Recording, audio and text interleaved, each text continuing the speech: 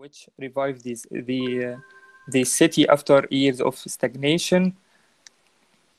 From 1930s to 1952, the catalyzation of the phosphate company, a huge development in the city, along with the periods of King Fuad and his son Farouk in Egypt. And then reaching 2005, couple of years after shutting down the phosphate company, and 13 years later, here is Qusair today.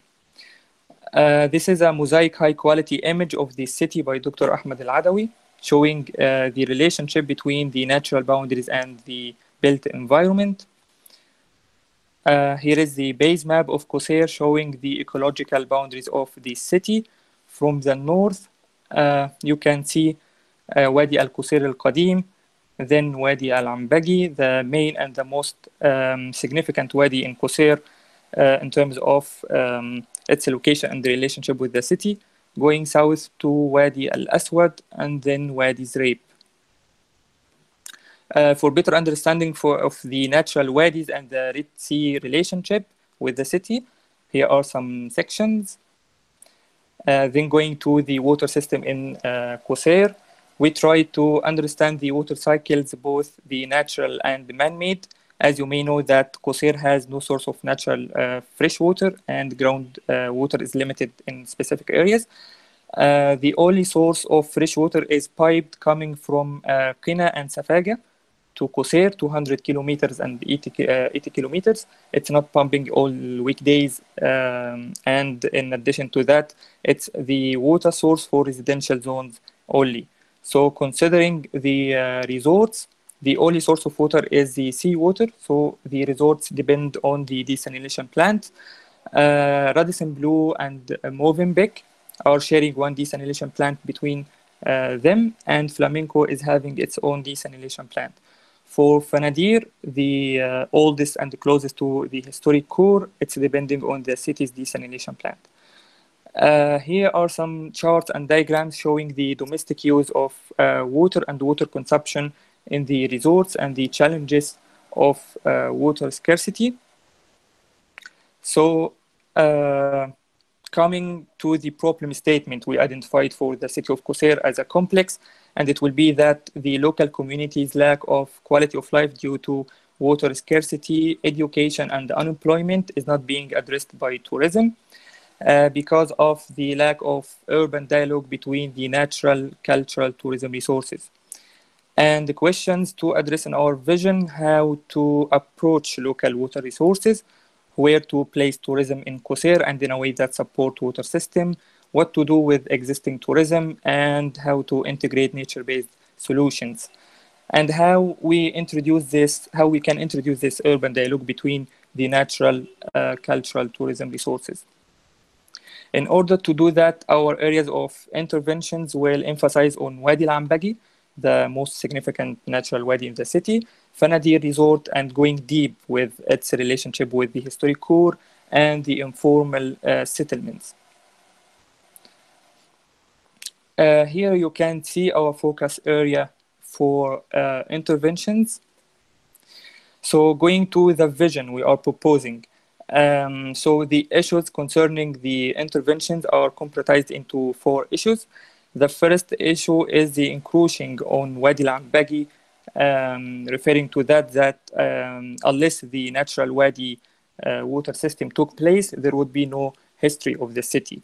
The second issue is that Fanadir almost has a kind of parasitical relationship with the city in terms of water, that it's depending on the city's desalination plant.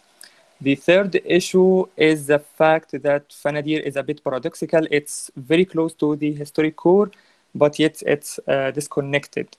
The fourth issue is that the informal settlements are lacking the proper infrastructure that could introduce a better quality of life. So in order to deal with these issues, we recommend to introduce a more symbiotic urban dialogue between natural, cultural, tourism resources, where we can restore and support the natural wadi system, allowing it to reconnect to the sea. upgrading the informal areas through restoring the natural water cycle, bringing more equilibrium and integration with the corniche or the shoreline, reducing somehow the encroaching of on the mouth of Wadi and reduce the flash floods threats on the surroundings. Fanadir could give water to the city and become connected to the historic core through a promenade, introducing mixture of urban activities responding to the special dynamics of the city. Speaking about the three areas of intervention, starting with analyzing Wadi al-Ambagi for better understanding for its downstream and the flash flood impact on the city. These are showing the Wadi course and its relationship to the surroundings, the topography, the surface textures, and the metallic mines, etc. The second zone is the informal settlements, which comprised into three areas based on data by GOBB. The first is Kallahin with 5,000 inhabitants, Al-Awaina with almost 5,000 inhabitants, and Al-Gorf with 3,200 inhabitants. So the population of the informal areas are around 13,000 inhabitants, which means it's almost quarter of the total population of the city. Then to end analyzing with Fanadir Resort, as we mentioned earlier, that it's the oldest and the closest to the historic core. Fanadir has one of the hotspots in terms of coral reefs and diving activities, which gave its house reef a significant value in the city. Here on the plan showing water consumption for irrigation per day. So now Garima will elaborate more with the SWOT analysis before going to the methodology and guideline map. Garima? Yes, Okay. yeah. Okay, so before starting, I would like to mention something about the morphological analysis that we also observe that in the city grows whenever we have a sustainable economic base. So it has grown in the time of phosphate company, and then when the company shuts down, we see a discontinuity. So one of our focus is also going to be about having a sustainable economy for Qusair. The strengths for our sites is that there's presence of natural geographic features in terms of Wadi in the west and Red Sea. There's a close proximity of the site with touristic Wadi Hamamat, which is famous for its cultural tourism. There is a diversity of land uses. We have the touristic Fanadi resort, public beach, informal settlements, and important highways like the Qusair-Kina highway, which connects Qusair with other cities of Egypt. And there's a strong presence of the local community. We have Fanadir has at the location of Fanadir, we have house coral reefs, which is a distinctive feature of the site. The weaknesses is that Fanadir is dependent on the city for its water resources, thus having this parasitical relationship. The informal settlements are in a need of acceptance and they are disintegrated with the rest of the city. Although the site is close, but there's disconnection between historic core and the site.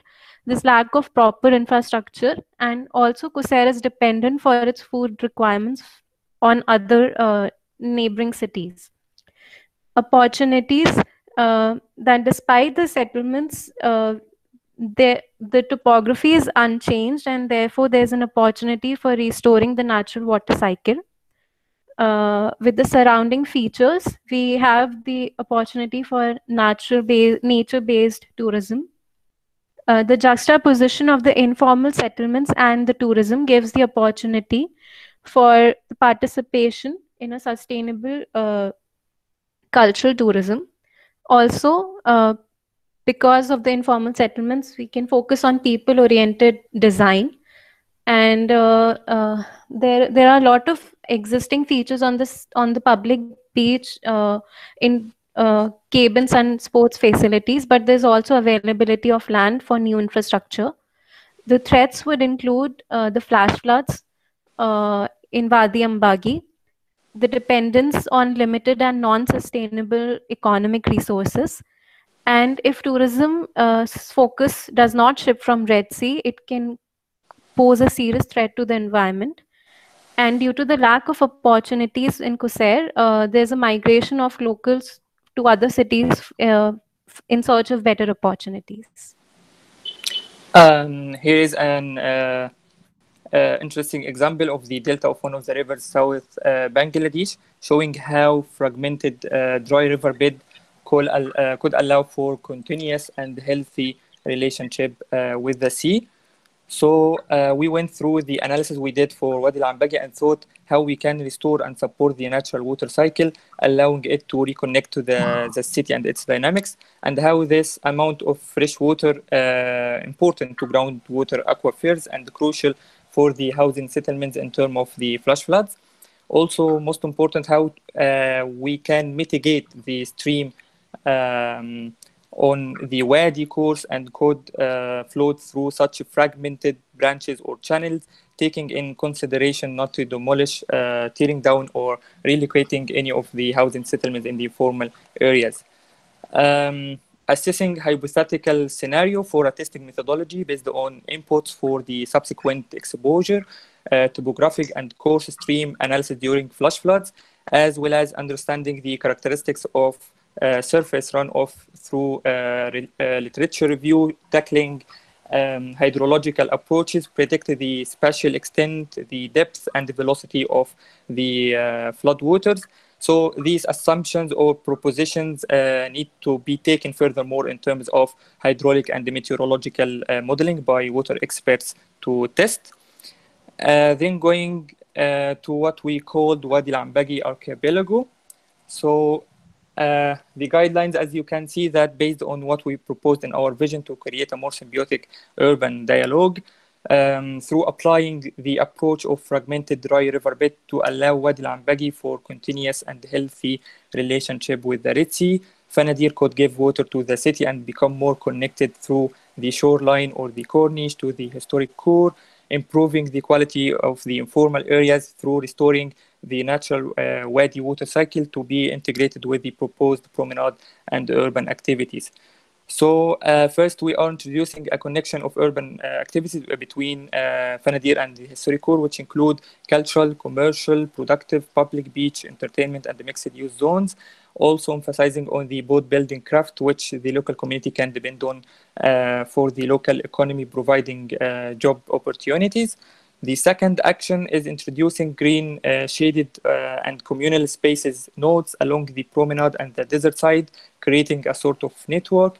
The third action is using solar desalination techniques that help producing water for Fanadir, reducing the negative impact of brine water by introducing agricultural solutions to fill the need of the local community, instead having their own good food from Cairo or Qina. Here is a perspective showing how this could work all together as a continuum city. So Garima will explain very quickly the vicious cycles and the project phases. Yes. Okay, so based on the site issues and the basic proposals, we see that some interventions that are intended to solve the problems can further lead to more issues, and we identify them as vicious cycles. So the first is the Fanadir's parasitical dependency on local water resources. If we propose a desalination plant for Fanadir, it would generate more brine water, and the untreated brine water, if allowed to release in the sea, can lead to water pollution. So here, breaking the cycle, we are proposing solar water greenhouses that will utilize the brine water from Fanadir and will also produce food. Next. Yes.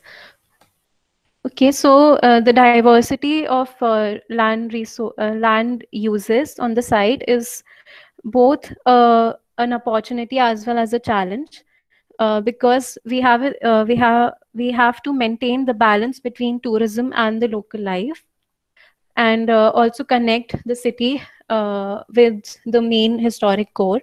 So if we connect Fanadir with the historic core through the public beach, and by enhancing the public beach by creating activities like diving centers, cafes, and restaurants, it would lead to inflow of tourism from the resorts into the city, which was not earlier the case.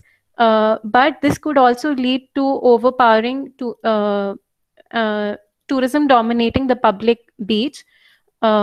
But here we can involve the locals in sustainable activities like agroforestry and workshops, putting them right on the public beach and making them an integral part of the public beach. Next. Yes, for the flash flood mitigation strategy, we are introducing wide water channels, but we know that flash floods is a very rare activity which occurs only once in 10 years. So in situation of no flash flood, these water channels would be just sitting as grooves in the land, which could eventually turn them into dumping yards and basically not leading them to solving their purpose. So we are suggesting an experimental proposal of growing weed grass in these water channels that would neither restrict the flow of water nor will it, and it will also protect the fragments from turning into dump yards, and also proposing shaded areas over these water channels. Yes. Next. Yeah. So we have divided given the scale of the project and limited funds, we would divide the project into 4 phases. The first phase is necessary projects that require less funds. So that would include training center, boat rights workshop, solar desalination plant for Fanadi, fragmentation. Phase 2 would include projects with major economic benefits like solar water greenhouses, agroforestry, wheat plantation. So these projects will also include funding and will give out more benefits. The phase 3 includes reuse, adapt, redevelopment projects that includes redeveloping sports cultural center, community center, and mixed use development. Phase 4 is public beach enhancement, which will involve making the promenade, shaded areas, cabin enhancement, relocation, introducing a diving center, restaurants, and public facilities on the beach.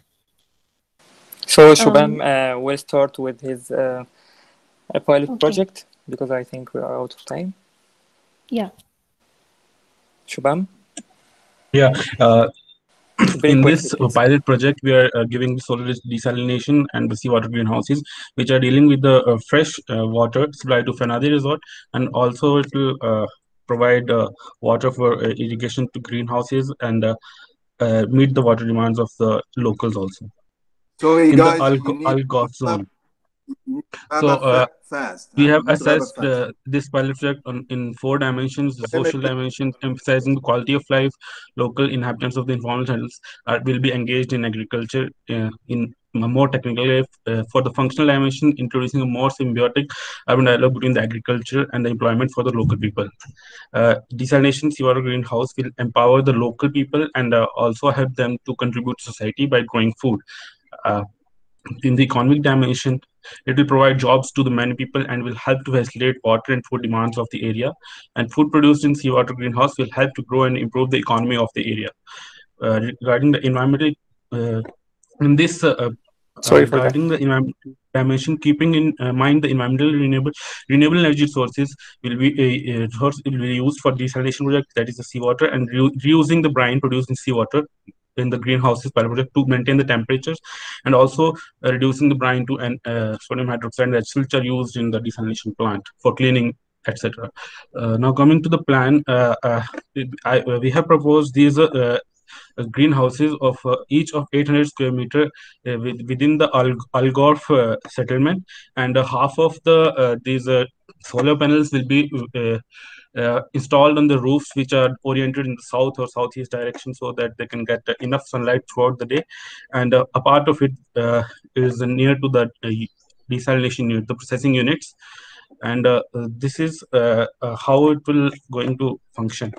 And we're also using certain roofs to gather rainwater if it can be used.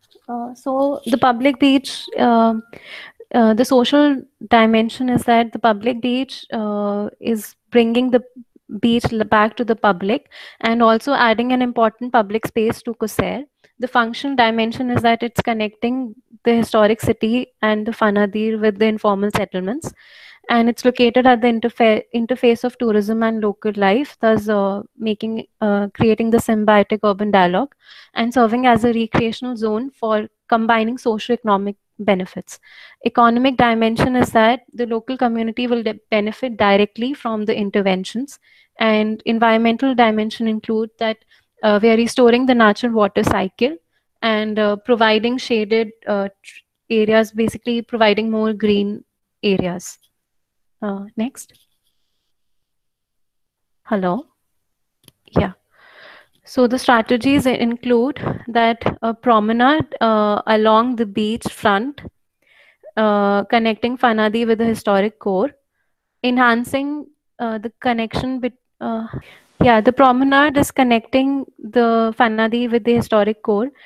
And along the promenade, we are providing different activities like agroforestry training center, diving center, and the yellow spots show the shaded areas, which would include a kiosk, various kiosks, public facilities of toilets, etc., and seating areas.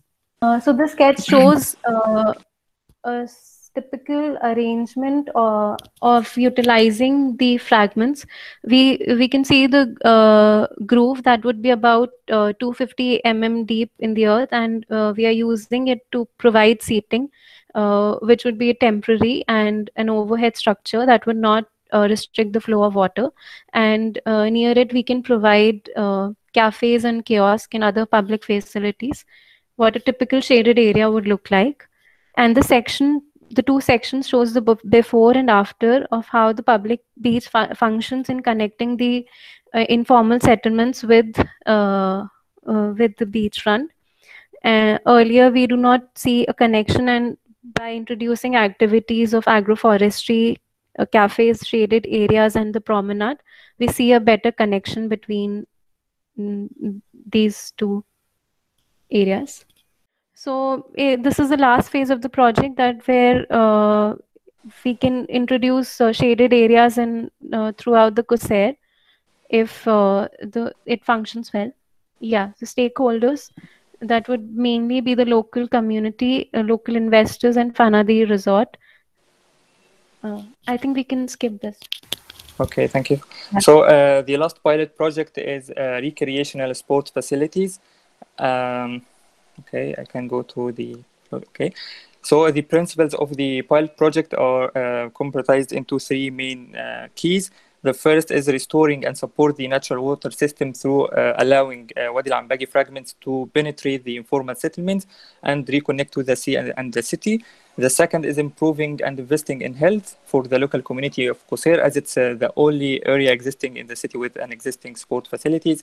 The third key is introducing a sort of productive communal kitchen in the project, where the locals can get fresh produce harvesting based on the seawater greenhouses. Okay, so okay, I will skip this. So then the development process of the project. Here is the existing situation with the existing structures and the sport fields. Based on the hypothetical scenario of the testing methodology we are proposing, the fragments will penetrate the area and reconnect to the sea, relocating one of the sport fields and adding some structures that will serve the approach of productive community and the communal kitchen for the seawater greenhouses. Also adding a structure that serves as a facility for women in Qusair. Here are the added structures.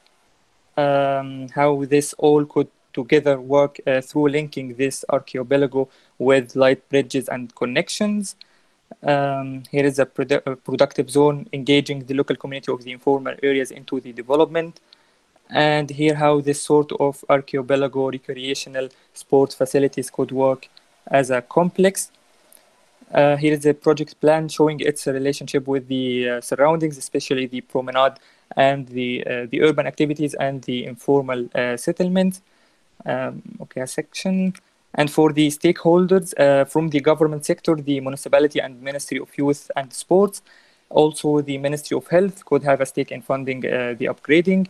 And from the public and private sector, local investors from Qusair itself, the local tenants, and even Fanadir Resort will benefit the development and could have a stake in funding. Okay, again with the Wadi al-Ambagy archipelago, the references, and thank you for your time. And we are so sorry for the time management. Thank you guys. So who want to start? Yeah, please, Dr. Tarek, start. Go ahead. Okay, how many minutes are allowed? Just to. Well, we'll be having like 15 to 20 minutes for discussion. So please go ahead. Maybe 5 minutes or so. Okay. Just first to say that really it's the presentation is very interesting, very attracting, and it reflects a kind of encompassing a lot of information and data. And it make a good balance between general issues and detailed issues, and this is sometimes is not that easy.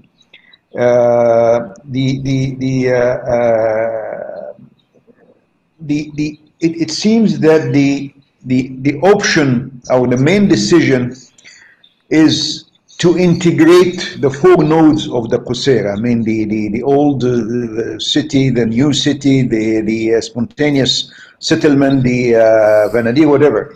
But this integration really is not that clear yet. How it could be materialized, how it could be physically well expressed, and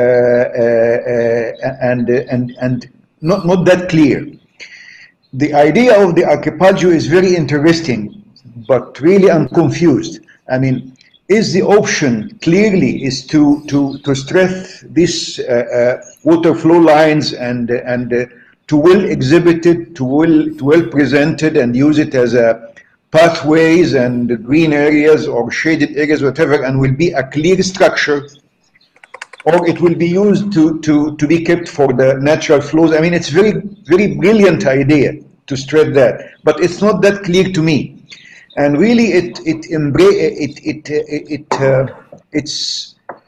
presents a kind of conflict with the water management, which supposedly will try to use all the flows to enhance the hydrological cycle and to use, I mean, to generate a new water resources. Because I mean, the water issue may entail some kind of simple damming, diverting, catchments,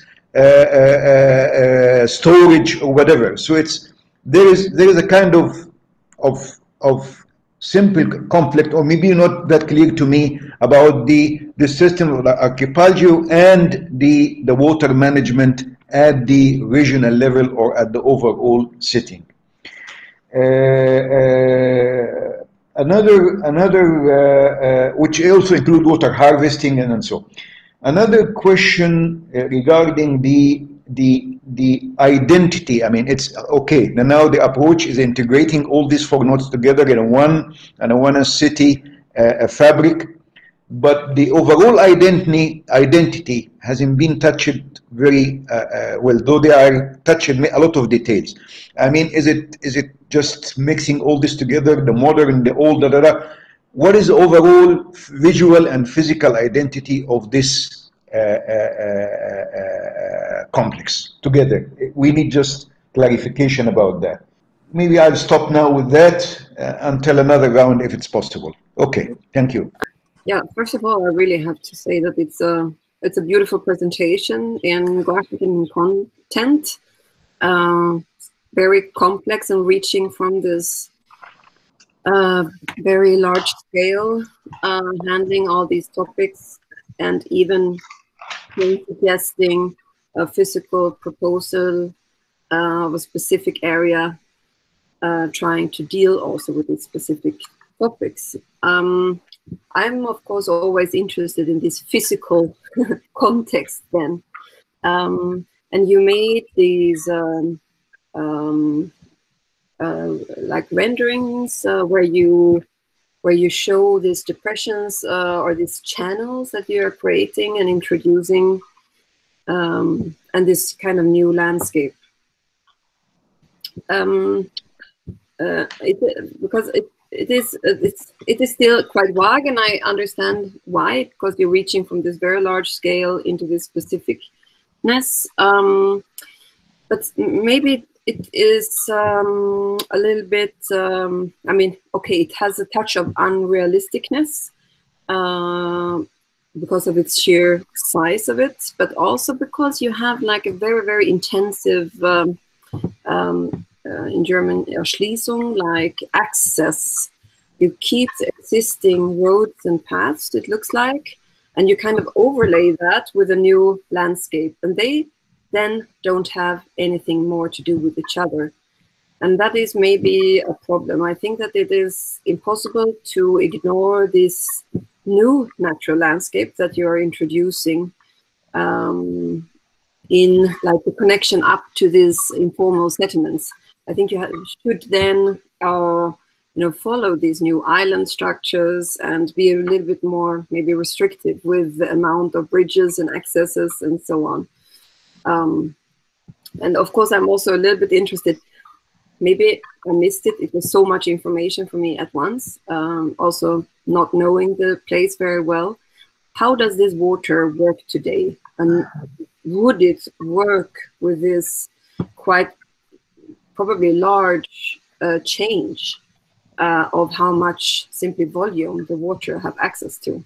Yes, thank you for the presentation. So I know Cosia, we were there 1 year, and I would say that the group for this complex situation, for this complex task, for a semester project, they did a very good job. Getting all this information, having a vision for the overall development, and then identifying relevant projects. Of course, there are a lot of fields where we could say, okay, there it would be very good to know more. Maybe on the analytic level, there are still open questions. Of course, also on the design level, we would love to see a little bit more details how this public corniche could maybe look like. But not everything can be done in one term. And I would be also interested in specific implement or strategic questions. So in an urban development project, how implementation action plan could look like. So in this city, but this would be another working step. For your vision, I would just like to ask you maybe to reflect again when we see Cosia, that for endogenous development concept, and a part your proposal is an endogenous development project, not with this very large investments from outside, using the sources which are there, which are quite weak,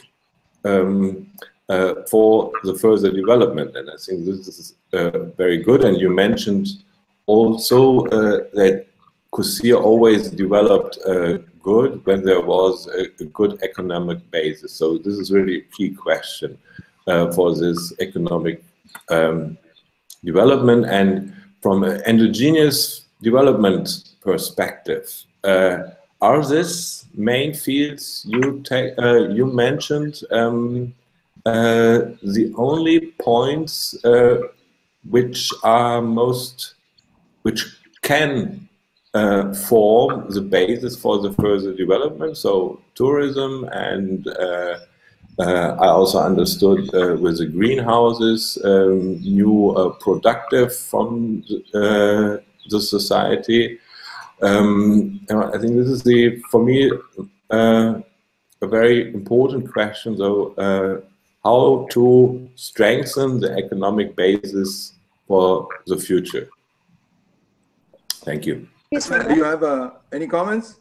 Yes, thank you so much. I think they have made a lot of enhancement after the interim presentation. They have included a lot of details, and I have only two questions or two comments. I just wrote them in the chat also.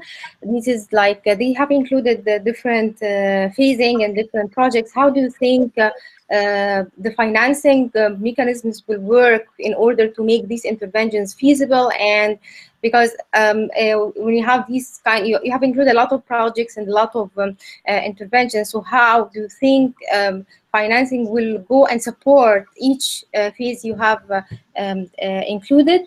Also, another question related to the community acceptance for these kind of interventions, because each intervention has a lot of impacts, and how would the community respond to such intervention is also, I think, from my point of view, is another key or strategic point that you have to think of. Thank you so much. Then you go ahead and respond. Okay, for the first question about the water channels and how we are integrating them. So we basically started with the flash floods, and that we have to resolve the issue of flash floods and restore the water cycle. So so we first made the water channels, and we are using these water channels as zoning for the public beach. So different parts, so the different fragments are basically dividing the space into various areas, or like the cultural center, sports facilities, communities areas. Part of these were existing, and part of these we are introducing, like the agroforestry and the workshop areas. And wherever they are intersecting with the promenade, we are utilizing the water channels for, in a no case of flash flood, utilizing them for shaded areas and for wheat plantation. The reason to go for these intervention is that because introducing any other structure would restrict the flow of water. So we could only introduce something which is overhead, or something like a wheat plantation which does not restrict the flow of water. So that is how we are trying to integrate the water channels and the new landscape with our interventions. And for the economic base, we had made two flow charts to basically justify the connection between the various activities. So this is the input-output flowchart, where we are basically utilizing the four resources: the sea, water, sunlight, soil, and human resources.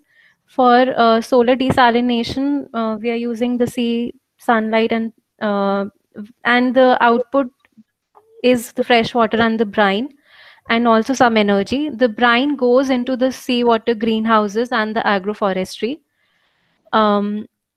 And the human resources is being used in the training center, boat rides workshop, and public beach facilities. Like the local community will be majorly running the activities like the diving center, cafes, etc.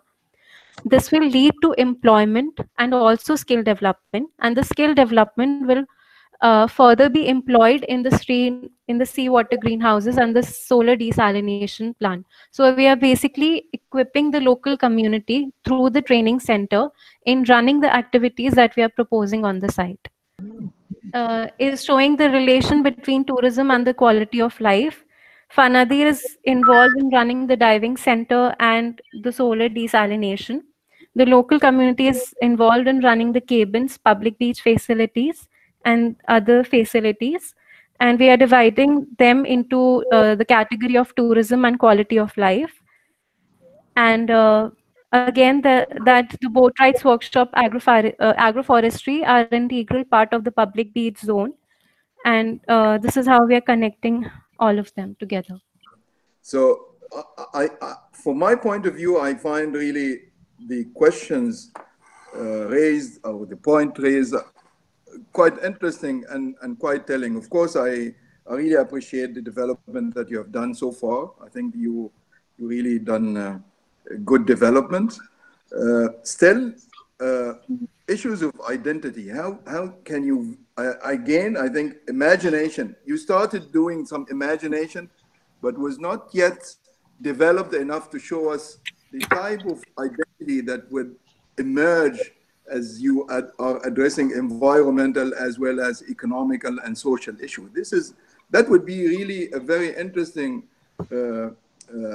investigation that visualization here has to do. It's not really about simply presenting nice images. It's about investigating the type of life that will emerge as your proposal hopefully would be implemented. So I think this is really an interesting way to look at how visualization here is really important as an investigation tool. I think this is very important.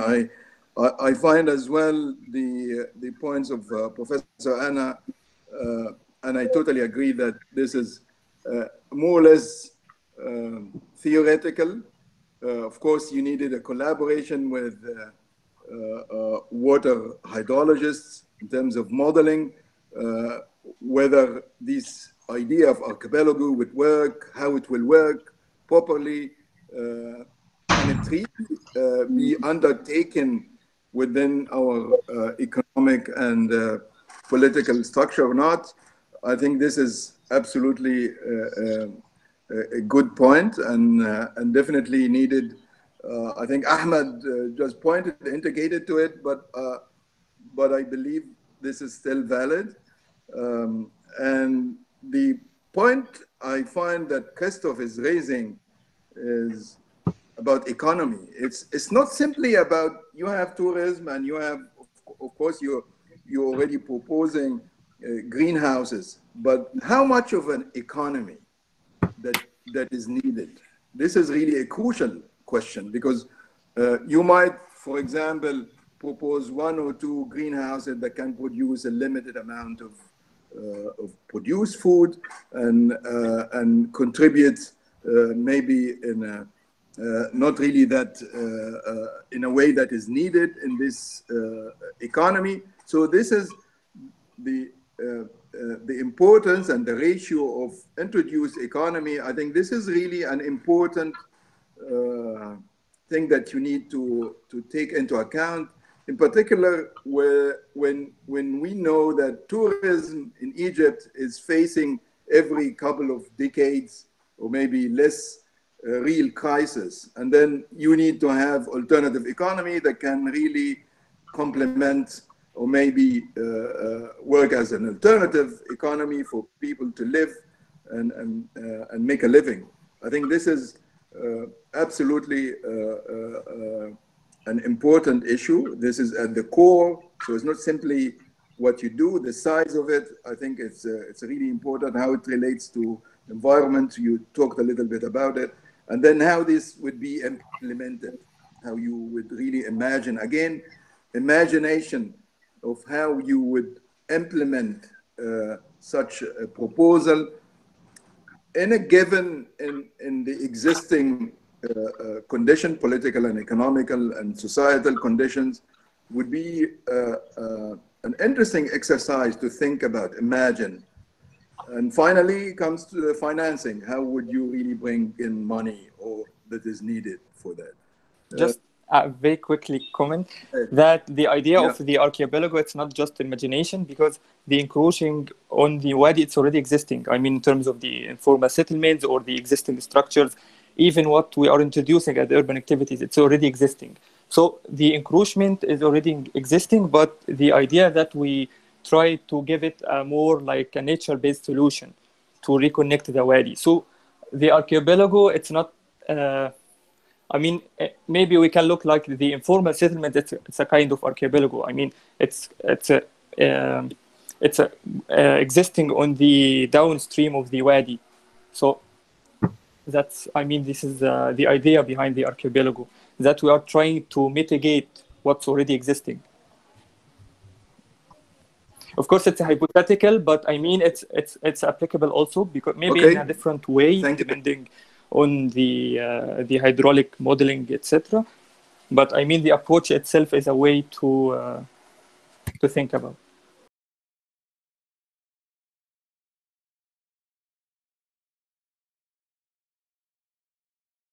We are here, Dr. Nabil. Thank you so much.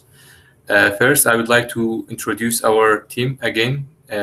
We are the team of 4, Samar, Sharia Dabkamar, and I, Rubber. The Qusair Educational Hub.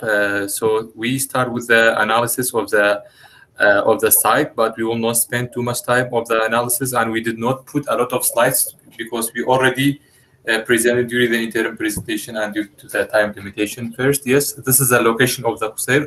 On macro scale, you can see the city on the Red Sea, and it is among many important other cities and many important other monuments in the other surrounding countries. Yes.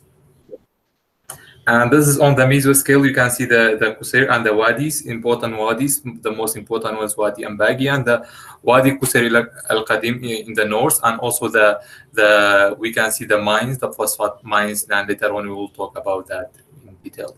Next. And this is on the micro scale. This will be our main focus area, the phosphate company and the historic core of And the SWOT analysis, what I would like to just point off now, the strengths of the city. Qusair has many historic layers, and is one of the Red Sea coastal cities, and the influx of tourism recently. These are the strength points, and what I just want to mention, that the threats that now face the city, that made the city to shrinkage in terms of urban growth, the lack of permanent jobs, and also the insufficient clean water, drinking water that cannot reach to the citizens, and also the other problems that later on we will talk about. Yes. And this is the chronological analysis of the phosphate factory, because our main intervention would be inside the factory. So as you see, in the last century, in 19 and 1910s, the Egyptian Italian Red Sea Company started to construct the factory.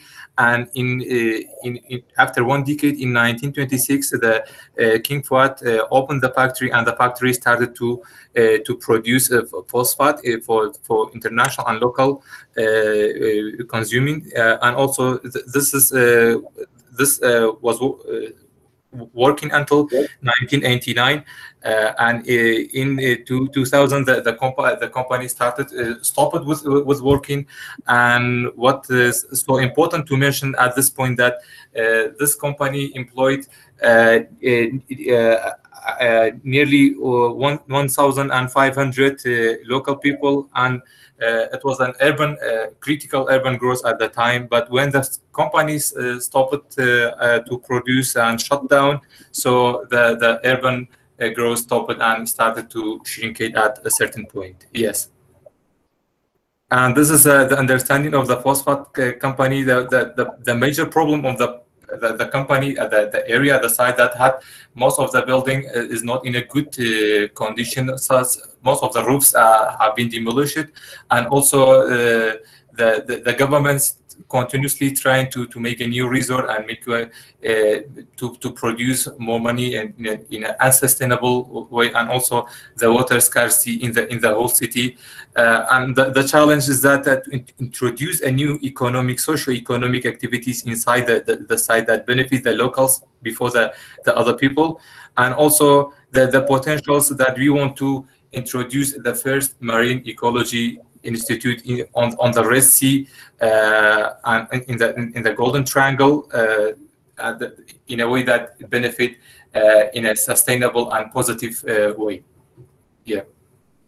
And this is the drinking water resource. Already we discussed, that the water comes from Kina to the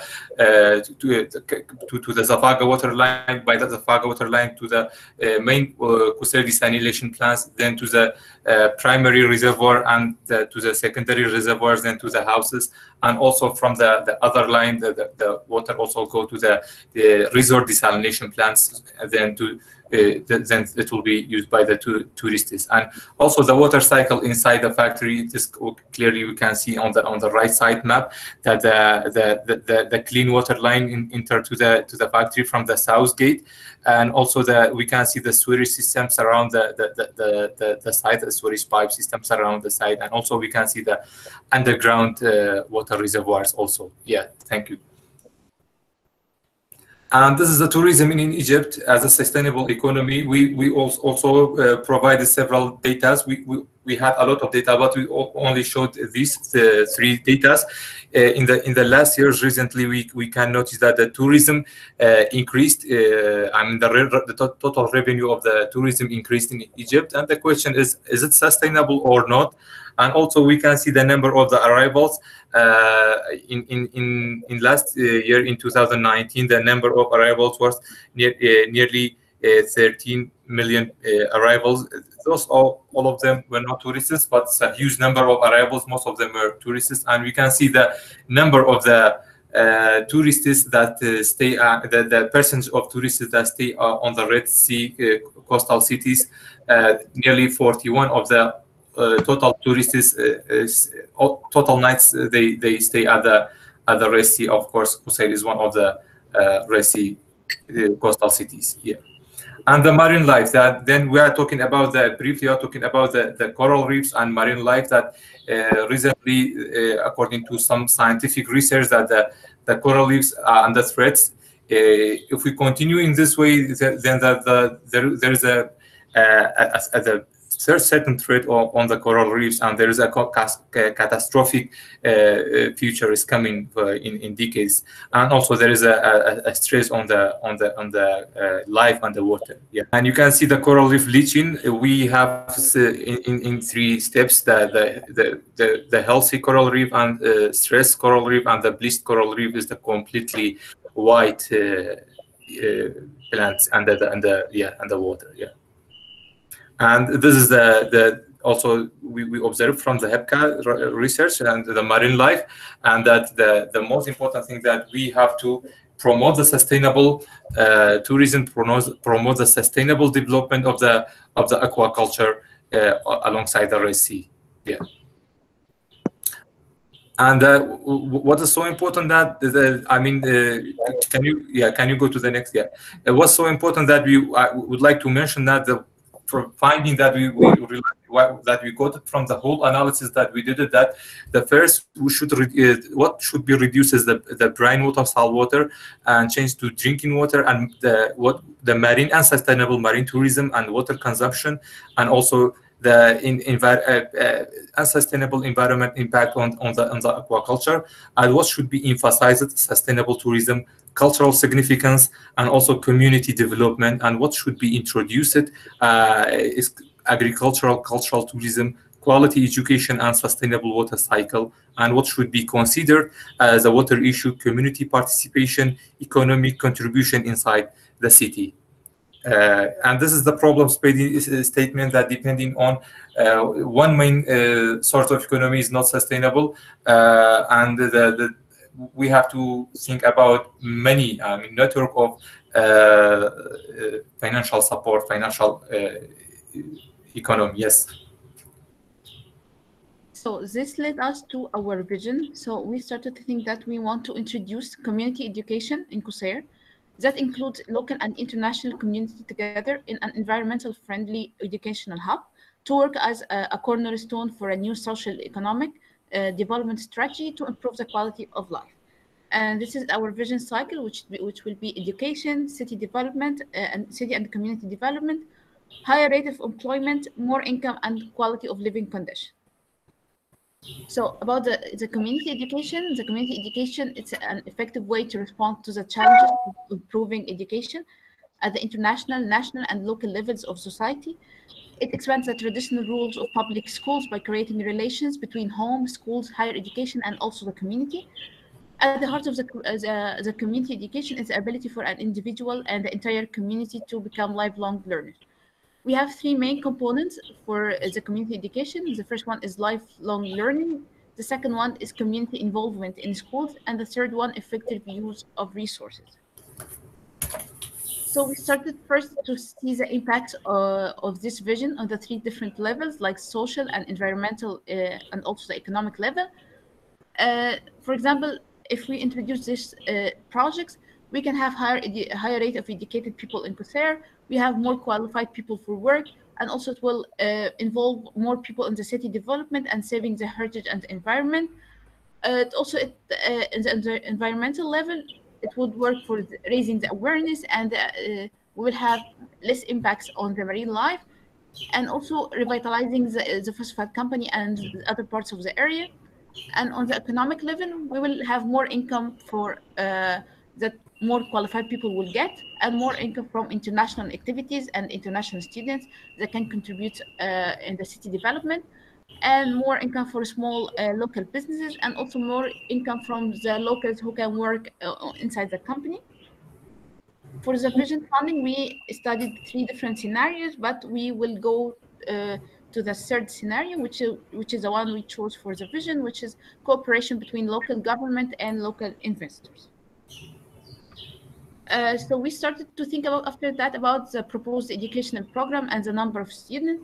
So in the first phase of the project, we are targeting 150-degree students for the first phase.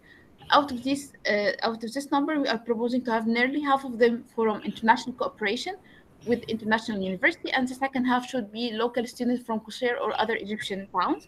So we will provide three different types of education. The first one would be the degree programs, which mainly will be for the first phase like a bachelor, to integrate more students from the local, because we don't have any facility to provide a bachelor degree in this specific topic, which is marine and ecology. And the other one would be exchange programs, like students can come to spend one semester or 1 year inside this educational hub, and also some summer schools, workshops for the tourists, locals, and also international students. Our possible connection, we have some local connections with the local schools inside the city, and also some regional connection with the surrounding university in Egypt, and also some international connection with the countries that has a lot of marine research centers or an institute, will be targeting for the first phase. Then we started to put our strategies for our interventions inside the company and outside. So we started to put three main strategies that we are going to work on the interventions. We will have within the site strategies, the interventions within the phosphate company itself, and it should follow some criteria. We should fix it on the whole intervention levels. And we have some strategies outside the site, which in this case will be in the historic core of the city. And we have some proposed strategy branching from and into the site to improve the quality of education in different schools, maybe integrate the tourists as well. So we have phases of intervention for about 3 phases, and in the first phase, it's mainly 50% of the buildings which are in which has to be rehabilitated, and in the other phases we are going to add more buildings. So because the buildings condition is quite poor, and the existing buildings in the phosphate company is mainly workshops and museum and other administrative buildings, and which we are planning to rehabilitate into an educational hub. Yeah, the next slide. So the proposed network of intervention consists of a promenade which connects the historic core to the educational hub. It has all the institutional blocks like the Marine Research Center, a library, art center, and educational training center. It is also connected to the productive landscape and public spaces, which talks more about in terms of sustainable architecture. Yeah, the next slide. Yes, we just go to the next slide. Yeah, as discussed before regarding the threats that no, just the previous one. Hello. Yeah, as discussed before, the threats of threats that the marine life is facing, and it's quite clear that it needs to be protected, and especially in Qusair, where the tourism is a fundamental part of the economy. The tourism, the resorts depend on the fact that tourists come and visit the reefs while they go in the diving. So it's important that that the marine life in this region is maintained and protected and kept from being depleted. Next slide. For the proposal of the Marine Research Center, we are proposing that it would be solely dedicated to monitor the marine life in the Qusair region, and to incorporate the locals so that they have a better understanding of what they have in terms of a natural asset, and also by bringing in tourists by incorporating interactive touch pools on a smaller scale, of course, using creatures that need little maintenance to, keep them surviving. And this will also allow people to have a first-hand approach to touch these animals and have a better understanding of how they interact with the ecosystem. So people have a deeper understanding of why they need to protect the marine life and not just treat it as a part of the tourism industry. Next slide. These are the connections between my intervention and between my colleagues, and to show a framework of how all the systems function together in this region. Next slide. This is the guideline map for the Marine Research Center. Basically, I've tried to connect the Marine Research Center with the rest of the buildings inside the campus. That is the main educational hub. And through this guideline map, next slide. I have proposed the basic plan for the public vessel that will arise out of the guideline map. In the next slide, which we can see the conceptual view of the main Marine Research Center, and also the beaches behind the next slide. The beaches behind the Marine Research Center along the promenades can be used as a place for the researchers to have a on-field study and sample collecting for the research studies that they will conduct.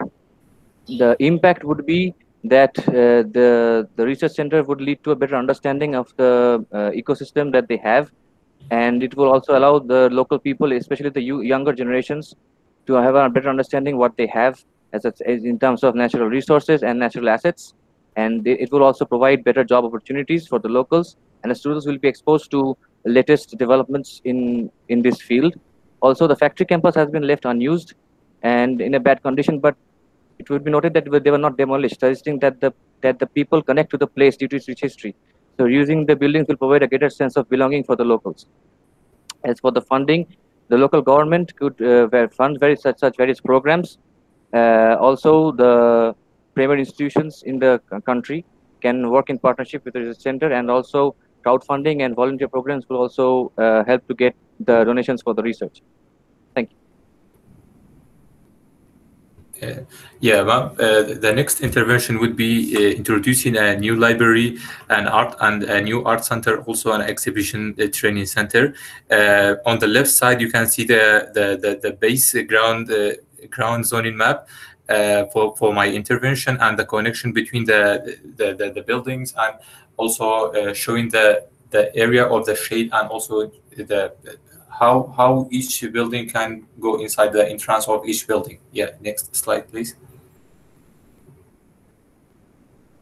The first one is the library. We can clearly see the public space, open space in front of the library, and also the shade area. The library would be a place for reading, studying, not only for the students, but also for the locals. And the main function would be the reading hall and a training hall for language learning to the locals, a workshop hall and administration, also a cinema. And the impact, the most important impact, the social impact, that enhancing the social cohesion between the students and also the local students and the students of the institution. Yeah, next please. The art center would be my second intervention inside the old carriage workshop. Is a very nice place for an art center. We also want to introduce a new activity, which is kind of a heritage preservation that called time travel to the phosphate factories period. You can see the blue area behind the main exhibition hall on the second. Yes, is a place for the time travel corridor, showing how the phosphate factory started to work, how it functions, and how it started to shut down at a certain period of time. Also, this is an important project in terms of the heritage preservation and cultural significance. And also, this is the most important impact that I would like to focus is that this project will support the local and international artists, and also preserving the heritage and the history of the factory. Yeah, next please. And also the exhibition and diving training center, we can see the old administration building. We want to reuse this building for the new function showing the scientific research, the panels of the scientific research that happened in the Marine Research Center, and also the diving training center for both locals and international students. Also there would be a small gift shop, a gift and souvenir shop for the further financial support. And the most important impact that this project will bring more economy to the whole project and to implement the next phases. Yes, next please. This is the current condition of the buildings, and you can see the visual cycles. I'm not going to through all because of the time limitation, but my last point is that the fund source would be the local and international investors with the international NGOs, of course, with the support of the Egyptian public universities. Yeah, thank you. So we already know that there's a lot of water and food issues in Qusair, as the water comes from other cities, and the residential area doesn't really have fresh water access every day. So that's one of the major issue. And even the food production, fruits as in vegetables and other crops are not produced inside the city. So we need to find a sustainable solution for people to have access to both fruits, vegetables, and water. The next slide. So productive landscape and public spaces is something innovative for this area. So we're trying to include carousels and aquaponics under one roof to create a more sustainable and productive landscape. So in the first phase, the roofs of the buildings are used for carousels, and 2 of the buildings which are moderately conditioned buildings will be used for aquaponics. And there's an in-house market which will sell the produce, and it will be monitored by the students of the educational center. The next slide. Yeah, so to link it with the concept, this will the main strategy for socio-economic development will be carried out in collaboration with the schools and the students who are going to study in the educational hub. Productive landscaping and gardening should be included in their curriculum. So the kids will monitor the plants as well as sell the vegetables in the same area. And tourists and researchers also will be a part of this integrated system. The next slide. So the potential of this site, where we're going to produce, process, and sell, will transform it into a new productive landscape. And the future of this site is going to be dynamic, resilient, and mixed use. And this is a cycle which will support to create a harmonious space where public spaces, social infrastructure, productive landscape, and work and research infrastructure, and the ecological landscape will all work together to form one sustainable cycle. The next slide. So this is the interconnection between the different functions. So this will be, as I told, it will be in collaboration with the school and the institute. And this will also be benefited by the community as they can access this produce. And it will also be for the students, as if there's a cafeteria in the campus, they'll be able to access the fruits, vegetables, and the water. Even researchers play an important role in maintaining the balance of this integration. Yeah. The next slide. So this is the calculation cost and funding. The whole system for the aquaponics is going to cost about $585,000, and the cost of carousels will be $100,000, and this is going to produce around 50,000 liters a day, and even the number of fish produced is around 20,000 pounds a year. And even the lettuce produced is around 285,000 a year. And this project can be funded by the Red Sea Governorate in collaboration with small business owners and merchants. The next slide. These are the views. This is an existing building where carousels are installed on top of it, and the market space in the next view can be seen. And this is the interior of the aquaponics where children are monitoring it. So this and the market space is going to be a temporary structure where it's going to be retractable and not permanent throughout the year.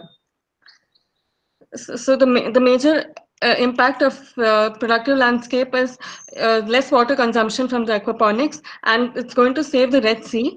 And this is also a sustainable way of growing vegetable and fishes. And this is all complete solar generation. One of the negative impacts I would like to add is the initial cost might be difficult to fund, but once the project is started, it can sustain on its own for a long period of time. The next slide.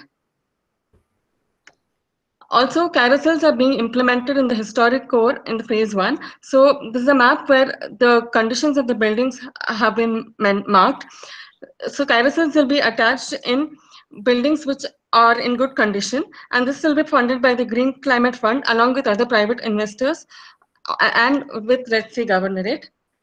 So my intervention is about rehabilitation schemes of historic core buildings. So the concept of this project is that this intervention within the historic core can create a scattered campus within the historic area, providing some types of accommodation.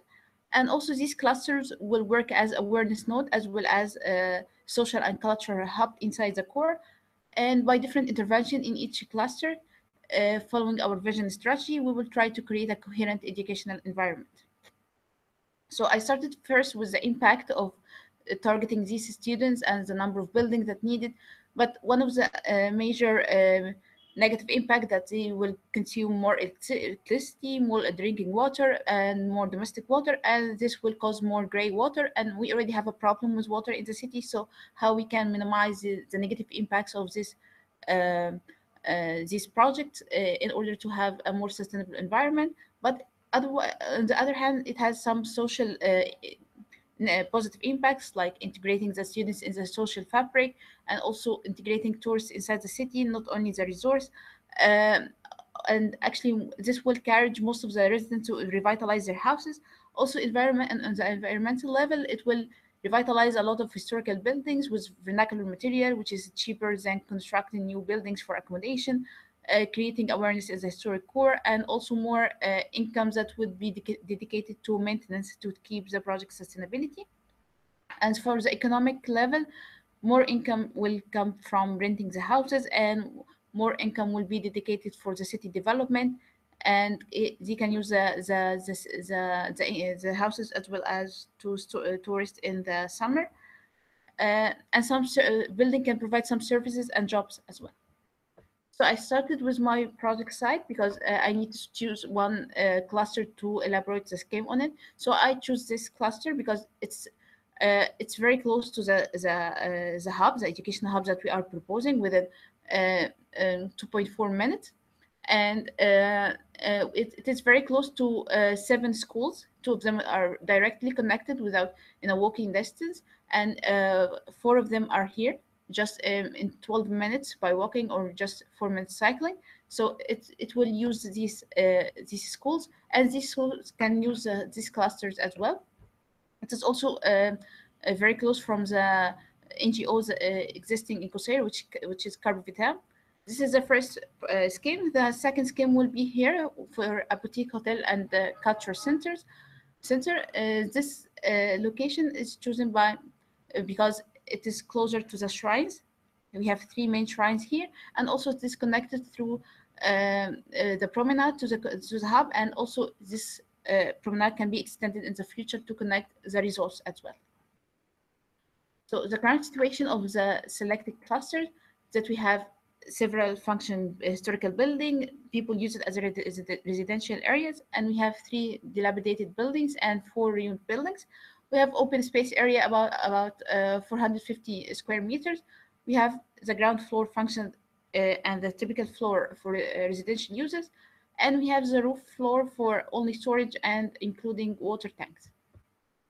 The proposed scheme for the selected cluster would be that the dilapidated buildings can be rehabilitated. Summer, you need to wrap up your summer. You are already 10 minutes past your time. Huh? Okay, can become student housing, and these open spaces can work as urban gardens. And then we have the typical floors for accommodation, and then we'll have a roof for implementing carousels. So for the first project, we have the building scale where we have some rooms for students, and also we have a courtyard for inside the house for planting using filtered gray water, and also we have the roof for carousels. And this explains the relation, how the community will benefit the intervention and the hub as well. So if we have here the gray water, we will add a filter here. This filter will have 3 outcomes. One of them would go to the carousels to provide fresh water, and then the gray water, the filtered gray water, can be reused for domestic uses, and then we can use the third one for urban gardens. This is on the cluster scale. We will have this is atmospheric collage, and this is how we can have the bike sharing zones that students can take and go to the southern area. And here the urban gardens that can be the collector, the main collector for the filtered gray water. And this is the units that we are going to use. And this is the project implemented in the areas that can be the first cornerstone of the project. The second project will be a boutique hotel and culture center, because people in this area don't have a place to celebrate, and when they need a public space, they close the main street and use it for a public space. So in this intervention, we will have adaptive reuse for one of the listed building in Qusayr, which is directly connected to the hub by the promenade. And then the first floor can be like culture center for training, social activities, and shared spaces. The first floor would be a hotel room, and the stairs can be used for performing some arts or events like storytelling of the old historical stories of Qusayr. And the other second floor can be also residential, and the roof can be cultural public space after installing some shades area. This is how can this project work during one of the storytelling events. In the historical core scale, the vision will create a spectrum of productive, sustainable public spaces, which is a historic core where students and local can access freely by using the shared bikes and, of course, by walking. And also on the vision scale, the existing school will school students will use the facilities inside the hub, like workshops, labs, library, and this will upgrade the quality of education. The hub also will introduce higher education facility for the local and summer schools and workshops. And the hub will also work on spreading awareness and make the local schools as experimental zone with the student. Also, the school student can get credit to work in these urban gardens, and international student can get credit to work in the existing school system. And also, these existing schools will provide a larger scale public spaces. Also, the students of the hub can be ambassadors to raise awareness in the historic core, and the products of the urban gardens can be sold in the market of the urban the hub. The culture center would give some training and events for the locals, and sometimes accommodation for locals. And this is on the vision scale that we will have hierarchy of public spaces: small scale, medium scale, large scale, and large scale. And this is for the funding that we have 2 stakeholders, the house owner as a partner. This partner can be private investor or bank loans or a public fund, and this will create an income. This income can be divided to the house owner and the investor, and then we have the community development and the maintenance and management for the project. And thank you. I suggest Asmaa will start. Okay. Sorry. Actually, I thank you so much for the presentation. I really like the presentation. There is much. I think there is a lot of development than they happened than the last interim presentation, and that you have developed a lot the idea of having the pure university concept like in the interim presentation, and you have developed it to have to reflect these kind of community education on different services, on different buildings, and using also the existing assets that are already existing. This is very good.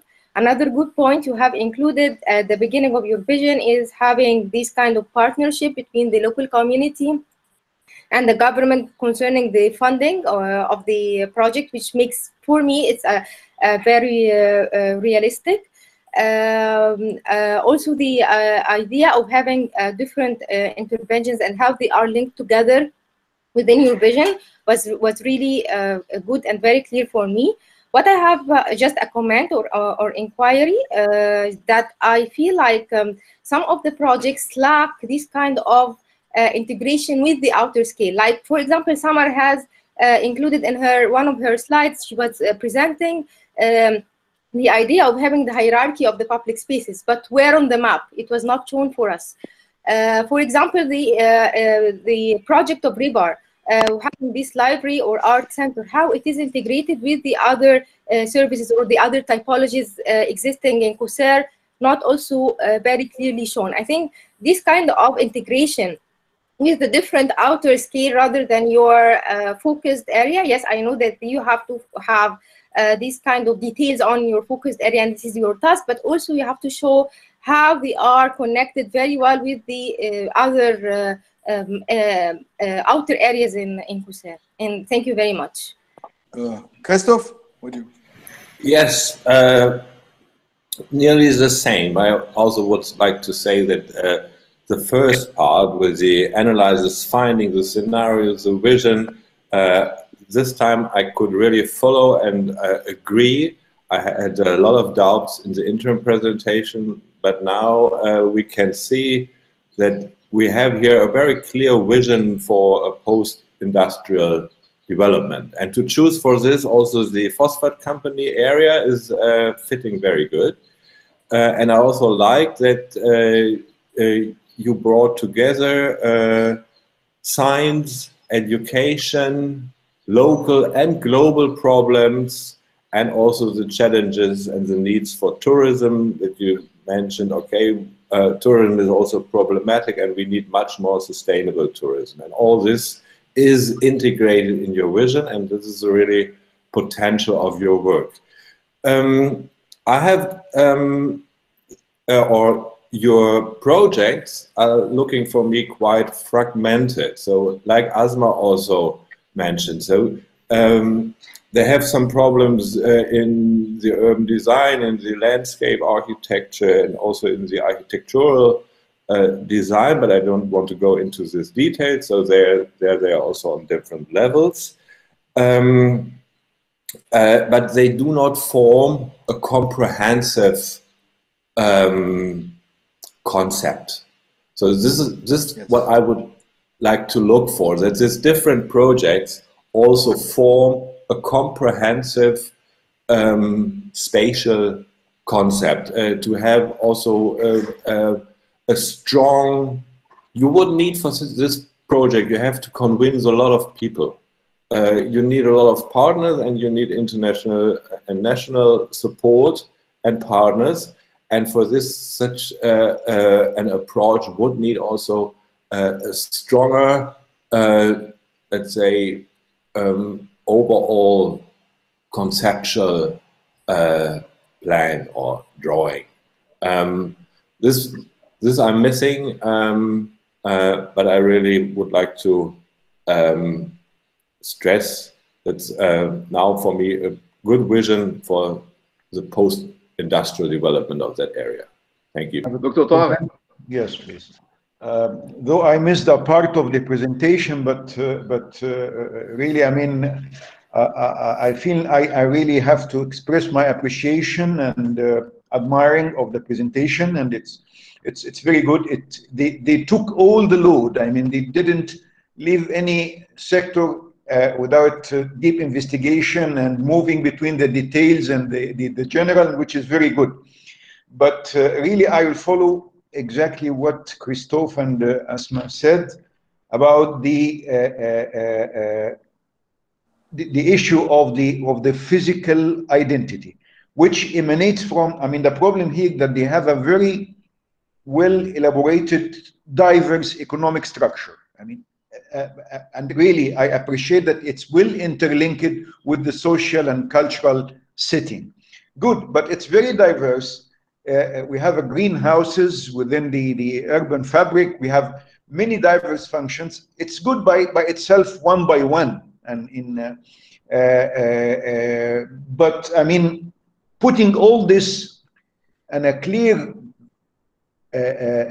physical structure, urban fabric with a clear identity, I think it's a challenge. It's a big challenge. And I think the plan here or the vision here should elaborate much in this and to create a kind of a nudge to a new urban structure that reflect all this and same time functions well, and a city that's highly related to the tourism sector. It's a destination. So it's a challenge. The efforts are now, I mean, going, but it needs further regarding the visual image. And for example, the urban mobility, how it will work with all this identity and other issues. So this is my only comment, and maybe the next presentation will reveal more answers to this question. Thank you. Anna. So Anna? I'm turned off now. My microphone was off. Well, I think that a lot of very good remarks were done, and I have not so much to add. I am probably the one who knows this place the least, and therefore my questions, signs, were maybe the largest, because I never got the feeling I understood enough about this industrial heritage or about the different structures, and then of course also the open question left, how do they actually interact?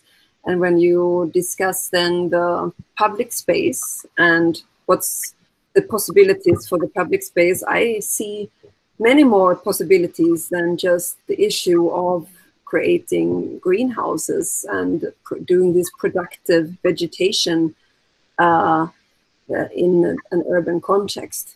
I think about a lot of other things, like where do people meet, how do you create shadow and an accurate and attractive, and also like a space that is adequate to this heritage of the industrial heritage. And these things, of course, were maybe not your focus, but that is what I miss. Okay, then the students, go ahead and respond. Okay, I can start. So for the productive landscape or the open spaces, we chose that idea because we found that people there are facing a huge problem with finding food because if they get it from Cairo or even Qina. So we thought that it might be very useful to have productive areas within each cluster to help the locals. And for the integration with the outer scale, for my intervention, the open space will be the connection between the historic core and the educational hub as well. Yeah, for the identity of the place, we have chosen the boutique hotel and the culture center in order to enhance the cultural significance of the city, to invite more tourists, not only for the resorts and the marine tourism, but also for visiting the shrines, visiting the historic core, visiting the phosphate company as a monument as well. And by some events of this culture center, we can enhance the identity or the heritage of the city. I think my colleagues can elaborate more on the questions as well. Yeah, thank you so much for the comments. I have regarding the identity, we put some activities just to preserve and promote the identity of city, especially the heritage of the phosphate factories. A new person, a new tourist go to the phosphate factories, he may only see the bunch of nice old building, but we want to show the time travel. I mean, the more deeper dimension of the factory. So that's why we introduce a time travel corridor inside the art center, the new art center. And also regarding the connection between the buildings and the physicality, we have the open space among the building, and we try to use the open space to gather all the stakeholders. I mean, the local people, the tourists, and also the students, the new coming students. And also we try to use the space at the meantime for the sustainable technologies for providing clean water by using the carousel on the top of the shades. Okay, I would just like to elaborate a little bit on the point that Anna raised about the industrial heritage. And I think this is really an important part, as you guys were showing industrial heritage as simply or mainly buildings. And I believe it's more than that. So it's we still have, of course, remains of the buildings, but we still have the phosphate waste on the side. And this is part of the heritage. How to deal with that, it's how to address it. I think this is an issue. We still have a history of dumping wastewater full of phosphate into the sea. So you have a legacy of, I would say, I don't have evidence. There is no real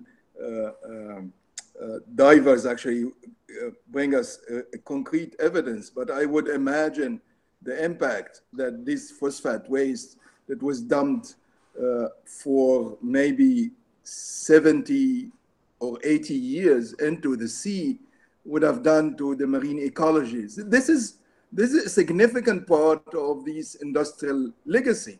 And you have as well a process that used to create dust periodically every now and then. And imagine the air system in Qusair for decades full of dust. Of course, these dust settled on the soil, on the ground. And I think one needs really to acknowledge, to know more about this industrial heritage. And then when you address it, how to deal with that, how to come to terms with the legacy of this industry in this area. It's very polluting. And I think it would have been great if one of your proposed intervention, which is about education, that would really raise this point of the environmental fragile status and how the pollution of water system and pollution of soil and potentially air, of course, it can be really addressed and can be really material for continuous and future education. And this is acknowledging and addressing that would be really a very interesting part to rebuild Qusair as more healthy, as more sustainable community. And I think, and I know that this phosphate side is really the real tough, this is a real tough challenge for you guys. I totally acknowledge that. I know that for sure. But I think, again, we need to challenge ourselves and don't really settle with sometimes the near understanding of buildings as the legacy that we need to celebrate, and simply by reusing them, we will address the challenges, the contemporary challenges. So I think there is more for that. The other comment that I do have is you were commissioned with the whole site to create a vision for, and then responding to the comments in the interim presentation, you decided mainly to reuse the building, but you didn't really provide us with what you will do with the remaining site. This is a huge part of the site. And I'm not sure that I understand, or I do have a clue that what you guys intend to do with the remaining site. Will you guys leave it as such for further unknown users, or you do have other ideas? I don't know. No, we have a master You plan might for the feel- whole site. But we started by phasing the intervention. So for the first phase, we choose this area. So we wanted to elaborate more on that. But we have 3 different phases according to the potential of each phase and of the site. And for the first phase is what we mentioned today.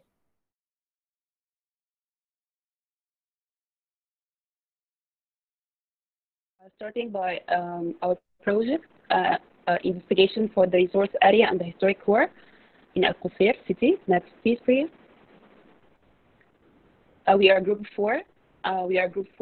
Me, Priya, Kushali, and Noor. And then going through the project for the macro scale, Qusair's business connections. Qusair is having connections with the most important in important cities around like Jordan and Saudi Arabia, and the Qusair city population is now 50,000 inhabitants. And we are not going to get into through the details of the demographics and the history, because mainly we are focused on the interventions. Next, please. And that's for the administrative boundaries and ecological boundaries of Qusair, showing its connection to Qusair Clift Road, and then and the old water systems and the old wadi courses, which will have an impact for today's study of the city. And we can see overall those rectangular parts are the old mines of the city, which had an influential part for the development of the city as well. And see, those are the wadi courses, which had an impact on the settlements of the historic core and the informal settlements. And those are the history of Qusair, and this is the history of Qusair, having different typologies and different elements that we try to manifest how it looks. When you go to Qusair, you just have a different atmospheric experience, because of the different hierarchy from the Romans to the Ottomans to the Italian architecture. So it's like a blended architecture or a blended sphere when you go there. So studying more about the water system in Qusair, we are having a scarcity in the water. First, because of we are having one desalination plant in the city, which is getting the water from Safaga water pipeline, and there's also 3. And there are other 2 desalination plants for the resource, which are private ones. And so we are having one public desalination plant. And the problem with the desalination plant, they just threw the brine water into the sea, which affects the coral reef, and this is an environmental threat for the most prominent source of tourism in the city, which is the diving. And now the city is focused on. And focusing on the local vicious cycle,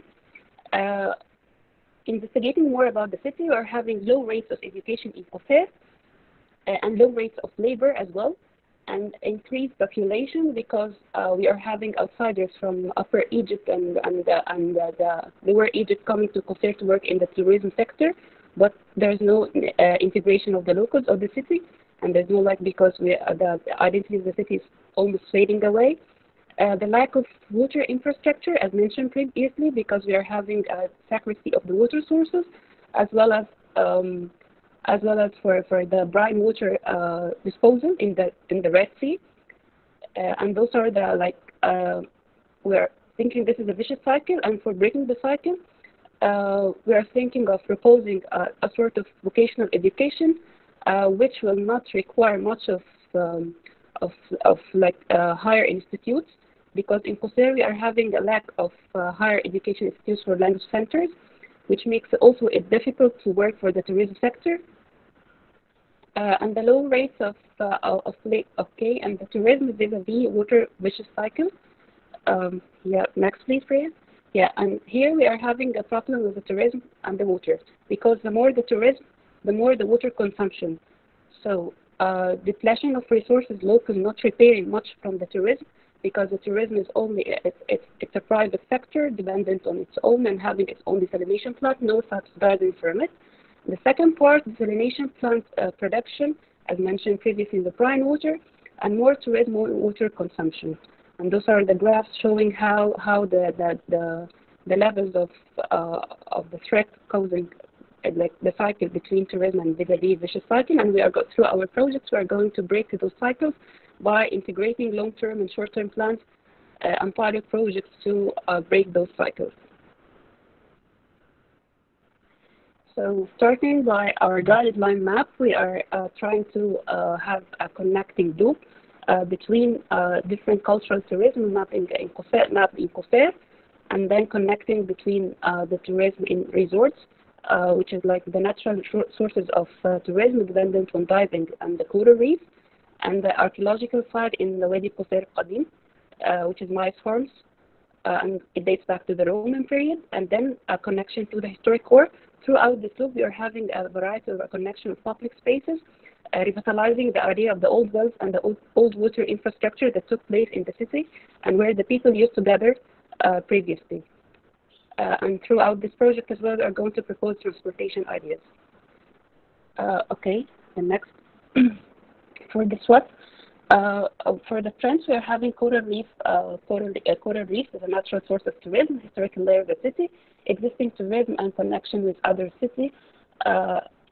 Of the opportunities, the archaeological site in the Qusair Qadim, the old wells of the city, and the old and the new port. The old port in the Wadi Qusair Qadim in the mice farms archaeological site, and the new port in the historical city, the historical core nowadays, which was the hub for the Ottoman period era.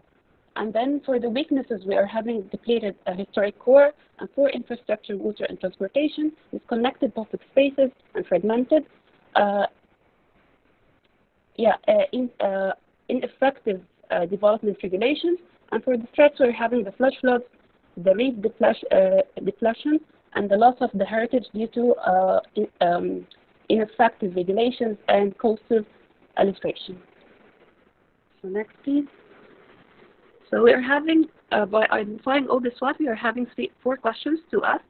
Do the historic core and the area have the capacity to support tourism in a way that's water sensitive? Where to place tourism in Qusair in a way that supports water systems? How to approach water ecosystems? To which extent tourism is a part of our needs, to which extent it adheres to the natural limited capacity. Yeah, so next please. So the vision. Our vision is to brand Qusair City by promoting cultural tourism using socio-economic development in sustainable approach using heritage as an anchor, thus obtaining a continent city. So this is achieved by a narrative between water infrastructure, new and old heritage, conservation, and memory. Next, please. Yeah, I'm talking about our chain of interventions and the projects we have proposed. We tackled the idea of the open spaces, transportation within Qusair, old wells, open spaces, nodes, cultural heritage, and then the adaptive reuse, nodes within the city, which is a land connection, nodes with, also nodes within the city, which is a desert side connection interface. We're having those seaside interface and then for community development project in the historic core, we're having fishing and processing, vocational education, and boat production tradition, and for Qusair Qadim, the archaeology museum, and the Mine 22, which is close to the archaeological museum in the Mice Farms port. Next, please. And so for our pilot projects, we are having the water management in Qusair resorts, second, Qusair Qadim archaeology museum, transportation and public realm in Qusair, the third project, and the fourth project, Qusair's fishing hub, the community development project. So starting by my project, the community development project, the Qusair's fishing hub, the community development project. So okay, this is the photo. Okay, anyway, so community, fine. The community development project in Qusair, it's targeting the local crafts and working traditions and source of employment for the locals, thus sustaining a stable and reviving cultural heritage associated with these activities, fishing and processing, Sustainable Fishing Aquaculture, Vocational Education for Sustainable Fishing. And this NGO is a formal representative of the community. It presents a promising mechanism through which development interventions and community development initiatives can be planned and extended to the community. The NGO can be co-managed by a group of young professionals with strong collective experience in the field of environmental conservation, environmental economics, social and community development, communities for development interests. So understanding the nature of the fishing in the Red Sea, we are having an overfishing in the Red Sea because we are having an average of 20,000 tons of fish is caught each year, and this is far surpassing the recommended sustainable limit, which is between 900 and 1,500 tons. So this is a threat. So we are trying, in this project, I'm trying to have the connection between the community development and the sustainable aquaculture. So aquaculture, technical, vocational, and entrepreneurship training for improved private sector and small holder skills project is established. So the aquaculture value chain development goals to increase the human resources working for the private sector and the number of smallholders, commercial fish farmers with enhanced aquaculture knowledge and in up-to-date practical skills to help sustainable grow the sector and make it more inclusive. And for the project objective to develop the aquaculture knowledge and practical skills of students and smallholders, commercial fish farmers, especially women and female youth, and because when investigating about the community development centers there in Qusair, we are not having something specifically for the women and the female. They are almost for the families and the kids. The participatory, okay. So we are just tackling 4 SDGs from the last project, and so the sustainable aquaculture, we are having capital to primary focus of the report: capital investment, philanthropy. Production systems. Those are the main important methods we have to integrate to achieve sustainable aquaculture. Yes, next please. So this is the map of the project. It's like having different elements combined together and blended. So starting by the offshore aquaculture, which is minimum 1 kilometer away from the site, from the seashore, and then starting by the facilities areas for fishing, and then the fisherman dormitory, which used to be the governor's palace, and then the Firdaus Fish Restaurant, which is an existing location, and then the existing location of Carpi Vitam local initiative of NGO. Like the community, which I'm going to propose to enhance, to establish the, enforce, the community development project I'm going to propose, and then finally the fish production area and preservation in one of the handles in the phosphate company. So next, please. Yeah, so this is a 3D showing an overall view of the project. Here are the offshore aquaculture. And then having the hangar over there in front of the pier of small boats, and then the dormitory for the fishermen and the trainers coming for the vernacular education of the fishing, and this is for those fish restaurants. And this is a fish production and preservation area, which is half kilometer away from this area, restaurant. And this is the community development project Carpi Vitam, which is going to moderate and legalize all this activity for the fishing, Qusair Fishing Hub. So next, please. Yeah, so it's where sustainable aquaculture, and this is section showing how the sustainable aquaculture can be achieved. Showing this is an offshore aquaculture. It's a mariculture. That type of offshore, it's a mariculture because it takes place in the seashores, and the production of sea bass, sea bream, and shrimp and mullet. And then in the aquaculture itself, there are also hanged like those seaweeds for harvesting of mussels, which is having an economical impact as a food production and more biodiversity, higher yield, and this as well is also this way is a zero impact, no need for freshwater fertilizer because those seaweeds act like they can just feed on the feces of the fish which are already inhabited inside the cage or the pond itself, And this is like in the background, we can see the connections of the fish restaurant, the facilities for the fishermen, the Old Qusayr Fishing Center, and like this type of seaweed, like it's a natural source that removes harmful pollutants such as nitrogen and carbon dioxide, and there's also like the mullet produces like good sources of like protein and vitamin C. So like that's too much details. And the next. Like this is the hangar or the fish preservation area, not the fish preservation area. I mean like the retaining for having the places for the ice and the facilities, the relation between the new proposed structure and the governor's palace. So I try to put it in that way so it doesn't like interfere with the existing structure of the governor's palace. So it's like respecting the visual importance. And then like this is a section, 3 sections showing how the facilities area for the fishing is taking place. And then the governor's palace dormitory is having like, it can be a place for the fishermen and trainers can have accommodation. And here we can see the cyclists all over the place, and then this can be discussed more by Noor's project. So next please.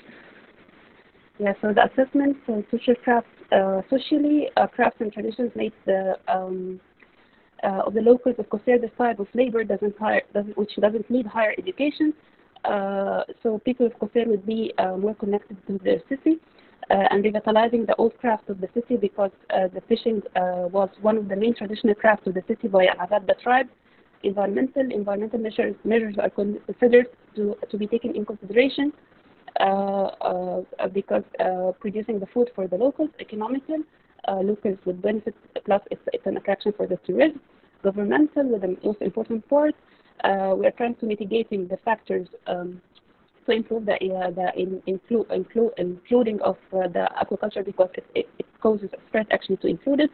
So there should be a proper site selection, identification of high quality management teams, management and technical expertise, emergency planning and analytical and monitoring.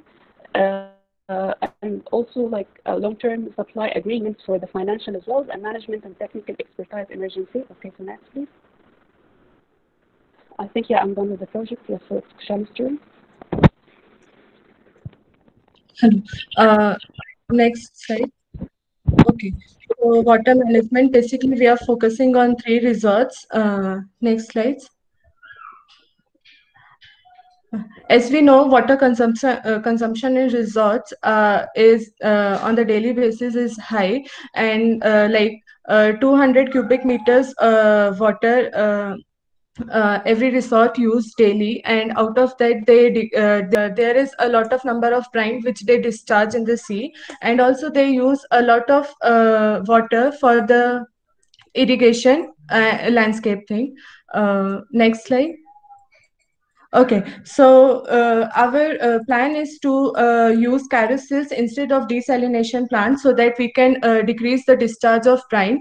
And when we researched for the resorts, first we planned to implant carousels in the land, but then we realize that maybe they have a plan for future expansion, so we focused to implant carousels on the roof. But like Movenpick and Redison Blue has dome-shaped roof, which is designed aesthetically, so we cannot implement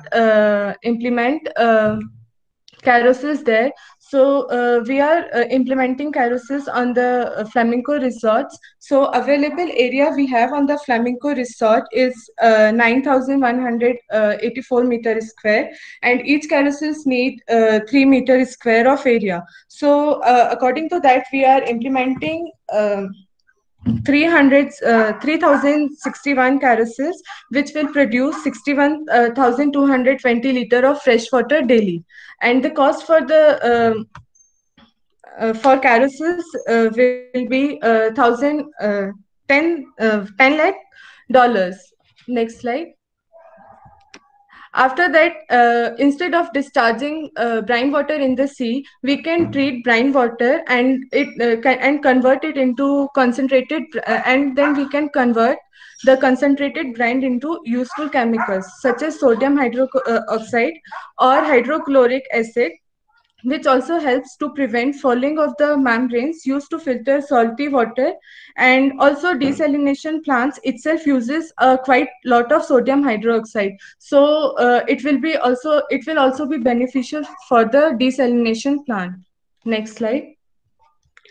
And other than that, each resort uses a lot of water for landscape, because the reason they use a lot of water in landscape is exotic plants. So instead of using exotic plants, we can use native plants, so that it will decrease the water consumption on the daily basis, and also it will also preserve the identity of the country. Next slide. Okay, this is the small image before and after altering the landscape. So every resort, if we calculate the consumption of water from each resort, it is like 640 cubic meters of water daily. If we alter like 40% of existing landscape and put native plants, it will save 256 cubic meter water daily. And actually more, because there are some plants which can survive without water for days or for weeks. Okay, so the social impact is water management in these resorts, which makes it little more sustainable and helps in attraction tourism. Environmental beneficial to coral reefs, as it will decrease, there will be no brine water or less brine water. Conserving water by planting native plants. Economical is low maintenance, low cost, and there is no ongoing energy. Fundings, projects will be funded by resorts. Next. My project is connecting mobility with the visible and invisible monuments in Qusair city. And with the invisible monuments, I'm talking about the water infrastructure, specifically the wells. As Qusair city was rich of wells, as the city was lacking like large water supply systems, so the wells created an important, an essential part of the city. As people used to go bring water, at the same time, they added another function to the wells and turned it to a kind of a community gathering place. But as time passed, most of the wells are dried out. And in this photo, you can see the location of the wells that mostly are dried out nowadays, and they're invisible. And only 2 of the wells, one in the Wadi al-Ambagi, which is down in the southern part of the city, it's still not covered with any other structures, as most of the wells actually are covered with building structures.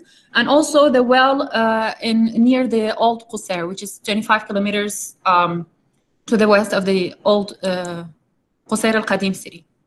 So we want to connect the city landmarks, the important places, by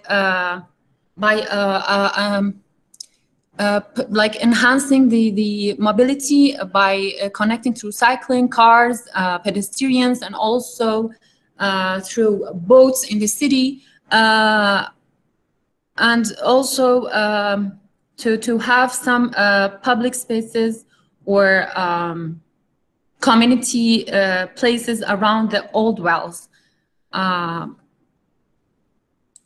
You can, sorry. So it's like by appraising the water infrastructure, we would like to show the relationship of water infrastructure of the city to the surface with a link of open spaces. Yes, so our the new transportation means that we're providing our shaded pedestrian paths on Ramses and Saad Zaghloul alleys, which are important alleys in the historic core, and bus tours connecting the resource area to the historic core. Maybe these bus tours would work on a specific days of the week, but also there would be bus lanes for people or passerbys that come to the city, and these bus lines would go through the city landmarks in Qusair. And also we would like to integrate cycling lanes. The next photo, the next slide.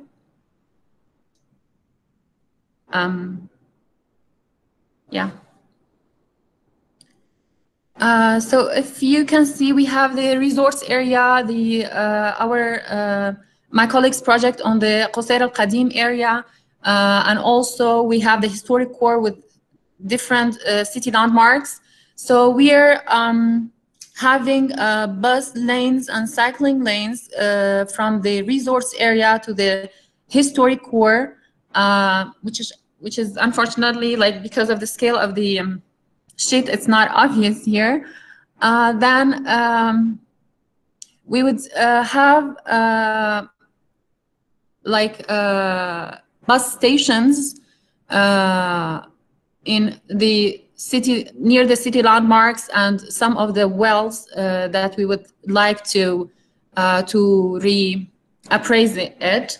So if you can see that we have the bus station that works with a solar powered power, and there's also the cycling lanes behind the bus station. Sorry, the cycling racks. And then we have in the historic core the public beach. We would like to revitalize the public beach and stay for the, we wanted to, for the public, by designing cafes, outdoor activities, playgrounds, and other activities on that area. And then we have the shaded pedestrian alleys in the historic core. We would also have, at the location of the old well in Wadi al-Ambaki, south of the city, we would like to have a public space, which is also near the informal settlement, and kind of integrated with the city core and other parts of the city. And then we also have a new port at the Qusair al-Qadim. Sorry, no, you need to wrap up your work. You need to talk fast. Sure. So we would also have a sea connection between the current port with the old port, and with the new port that we are designing in Qusair al-Qadim. So this is it. And for the assessment of the project, socially, it will have a well-structured transportation system, would encourage the locals and tourists to explore more about the city, enhancing the local awareness by introducing them to the spaces which were having memorial meanings as the old wells, enhancing the social cohesion as having new public spaces and community gathering areas. Environmentally, we will introduce new means of transportation as cycling and shaded pedestrian areas, as to reduce air pollution, not only using cars. Creating green spaces also reduce air pollution. Economically, attracting investors for more green spaces to develop, also creating job opportunities for those who are interested in the transportation and the open spaces. Governmental, we would like to introduce a system of network governance in managing these projects. That's it. Thank you. Okay, next project is Qusair al-Qadim Archaeology Museum. It's located to the north of the current city. The Qusair al-Qadim was a major trading center during Roman and Islamic periods. It is the former location of the Qusair city, which later got shifted to the south.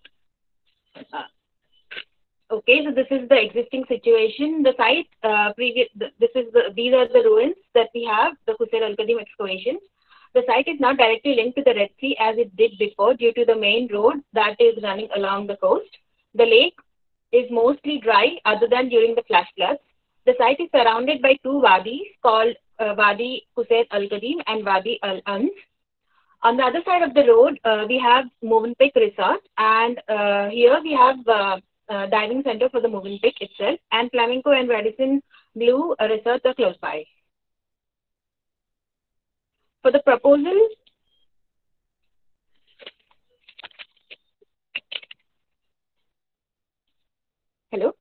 Okay, the project aims to protect and preserve the site by introducing archaeological museums in which in turn demonstrates the potential for archaeology to find relevance with new audience and engage with the current debates of concerning identity, heritage, citizenship, and beyond. Okay, the project is split into two halves because of the road. On the western side, we have the excavation, and on the eastern side, we have the interpretation center. We are doing the interpretation center on the eastern side because we didn't want any permanent structure on the western side, as most of the excavations are yet to be discovered. Okay, the excavations are covered with a special structure called barrel wall structure, which are integrated with the carousels. Each structure that you see here, it tells the story. Okay. Story of life back then, and all of them together weaves the story in whole. As in all of the structures, each structure has its own story to talk about the life back then. On the other side of the interpretation, here we have steps to the lake is connected with a strip of steps which act like a barrier to the ruins during flash floods, and also act like a pause point for the tourists to sit, relax, and enjoy exotic sunsets offered by the mountain ranges in the west. On the other side, we have Interpretation Center, which houses exhibit spaces, cafeteria, and ticketing booth. Both the paths are connected through an underground tunnel, which narrates the life of that time using hologram as a technique. The project can be partially funded by Movenpick Resort as it can read the fresh water produced by the carousels. The rest of the project can be funded by the state and non-profit archaeological societies. So these are the barrel wall structure that we are proposing, and this is how we have introduced the carousels within. And so this is the east and west. So we have enough sunlight for the carousels to produce water as well. Okay, this is the hologram experience that we're talking about. The tunnel would talk about fishing, mining, and trading, and social life of that period.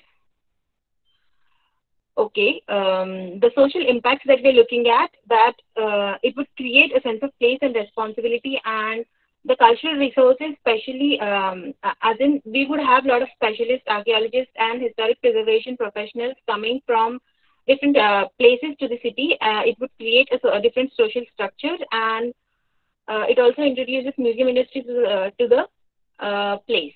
Environmentally, the cultural tourism is much more sustainable than the current tourism, so it's an add-on for the it's environmental friendly. Economically, there would be cultural tourism happening, and employment and economic revitalization for the local community. For the spatial assessment, the resorts are quite fragmented right now, so consolidation of the fragmented resorts and the better connection with the city, with its history and its former location. So that's about the project. So the phasing of the project, first, we're thinking to develop the community development project and the water management. We wanted to strengthen the community economy first, and we also wanted to do the water management parallelly, as this is funded by the research.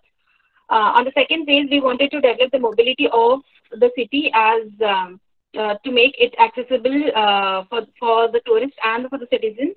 The third phase is archaeological museum, and the fourth one is the sea connections, and then Mine 22, which is to the north.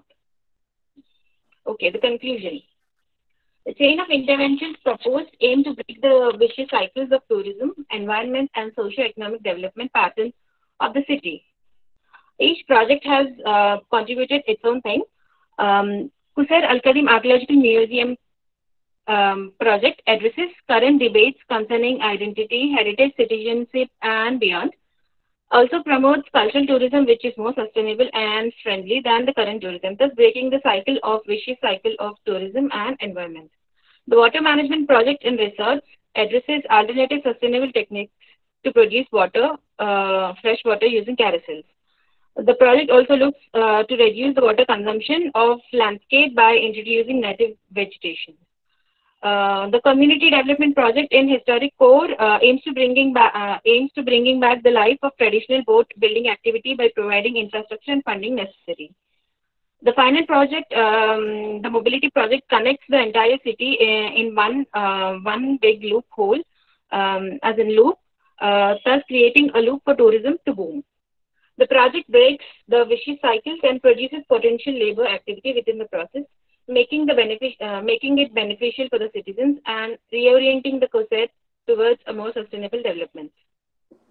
Okay, so these were the questions that we were asked to address at the beginning. For the first 3 questions, we would like to answer. You need to wrap up. You need to finish. It's not wrap up. You are already 15 minutes past your time. Okay, this is the last slide. Okay. Okay, the historic core. Okay, the historic core has rich heritage to promote cultural tourism, which is sustainable than the current recreational tourism. With innovations like carousels, it is also water sensitive and eco-friendly. For the 4th question, tourism definitely takes toll on the environment, and in recent events of COVID-19, tourism industry is one of the worst hit industries. But curbing tourism in Qusair will not be a good thing, as the major part of the economy and the city depends on it, and also it has potential for tourism. It would be wise for us to strengthen the city's socio-economic structure on various platforms, not just on tourism. Thank you for your time. Okay. So thank you very much for your work and for your presentation. I could follow your presentation quite clearly until the point of your main concern, your main vision, that you mentioned. Okay, the main vision should be to have an integrated and sustainable tourism, which is needed and which you call culture tourism. And I think until this place also you have a quite traceable argumentation and presentation. And then from this, from my understanding, you jump directly to several projects where I would like to raise the question, are this, or how did you choose these projects, and why did you choose these projects? I don't want to say that these projects are bad or wrong, but for me it's not getting clear that these are maybe the main projects or the projects which should have, under your vision of a culture, sustainable tourism, the priority. And I think there's a missing part between the vision and the projects to assume what are the main priorities, what are the main, also what we call action fields. So in which parts culture tourism should be better implemented, and also maybe to highlight again, what are the potentials for culture tourism? When you started your presentation, I think you started quite promising with showing the different heritage phases of Qusair. And then I thought, okay, all these different phases, so the complex structure of heritage is the basis for your culture tourism. But I didn't get this, or I didn't find this really in the projects. At the end, and I saw your projects quite separated next to each other, not integrated. So, this would also be a comment, so that the projects need to be much more integrated, even if they would be implemented maybe in different phases with different stakeholders, etc. But that they are a part of a more comprehensive strategy.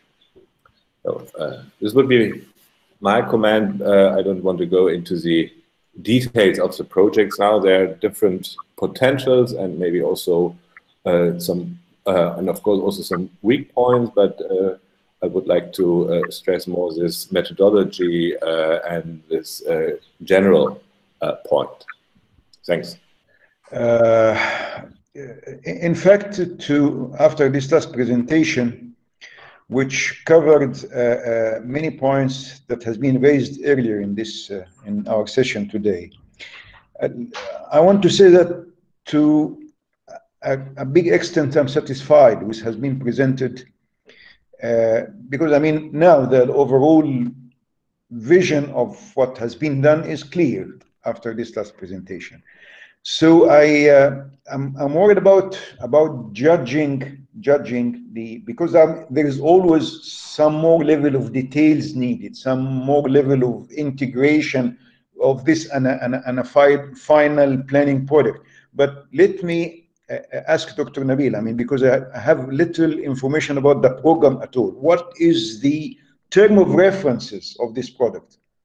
Is it imply more details, more integration, or this is the level we need, or whatever? This is very critical point, because we can go further and further in details or in completion of this mission. So what is the TOR here?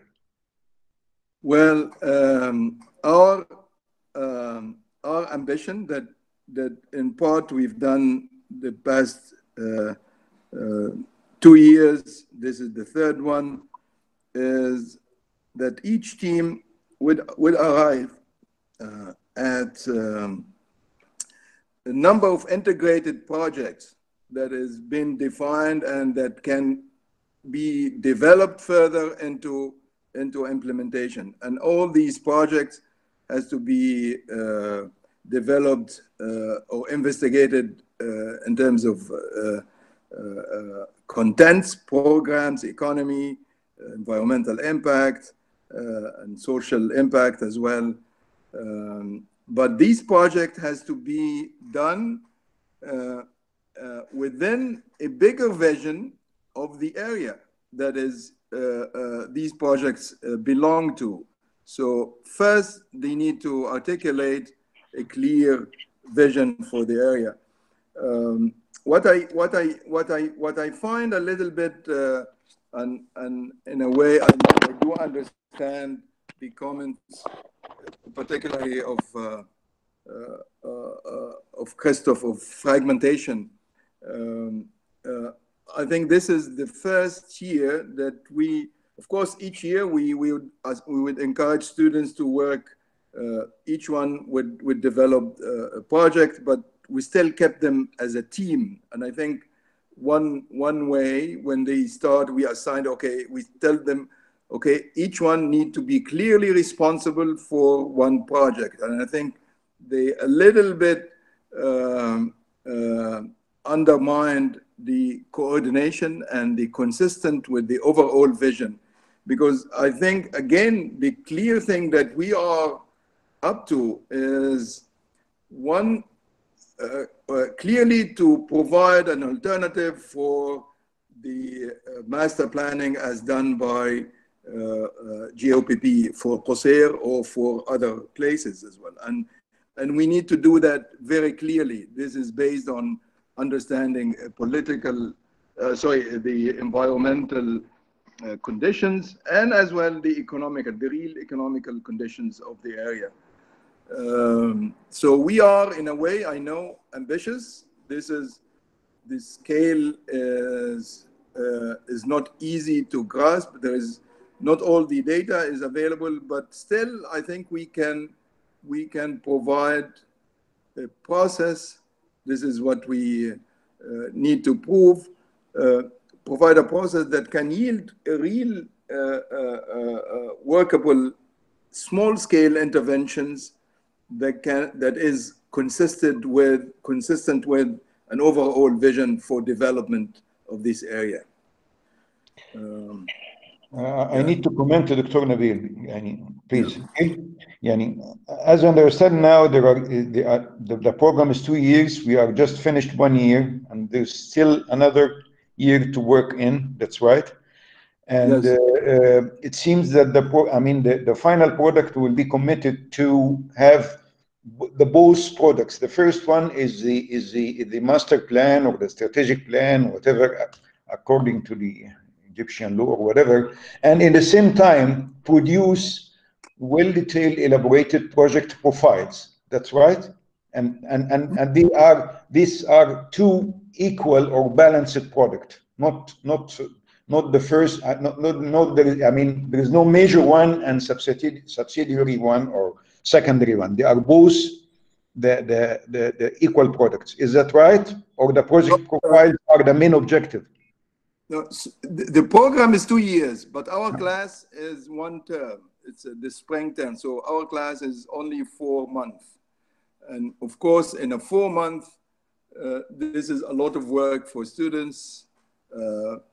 But we still, I think, again, what we do is we accumulate knowledge. So this year, for example, we accumulated knowledge from students in another class in the fall term, where they did an extensive analysis of water system, for example, in Qusair. So we do have an extensive analysis of water system, a little bit quantified as well, and based on data, not only from GeoPP or CapMass, but as well on site visits.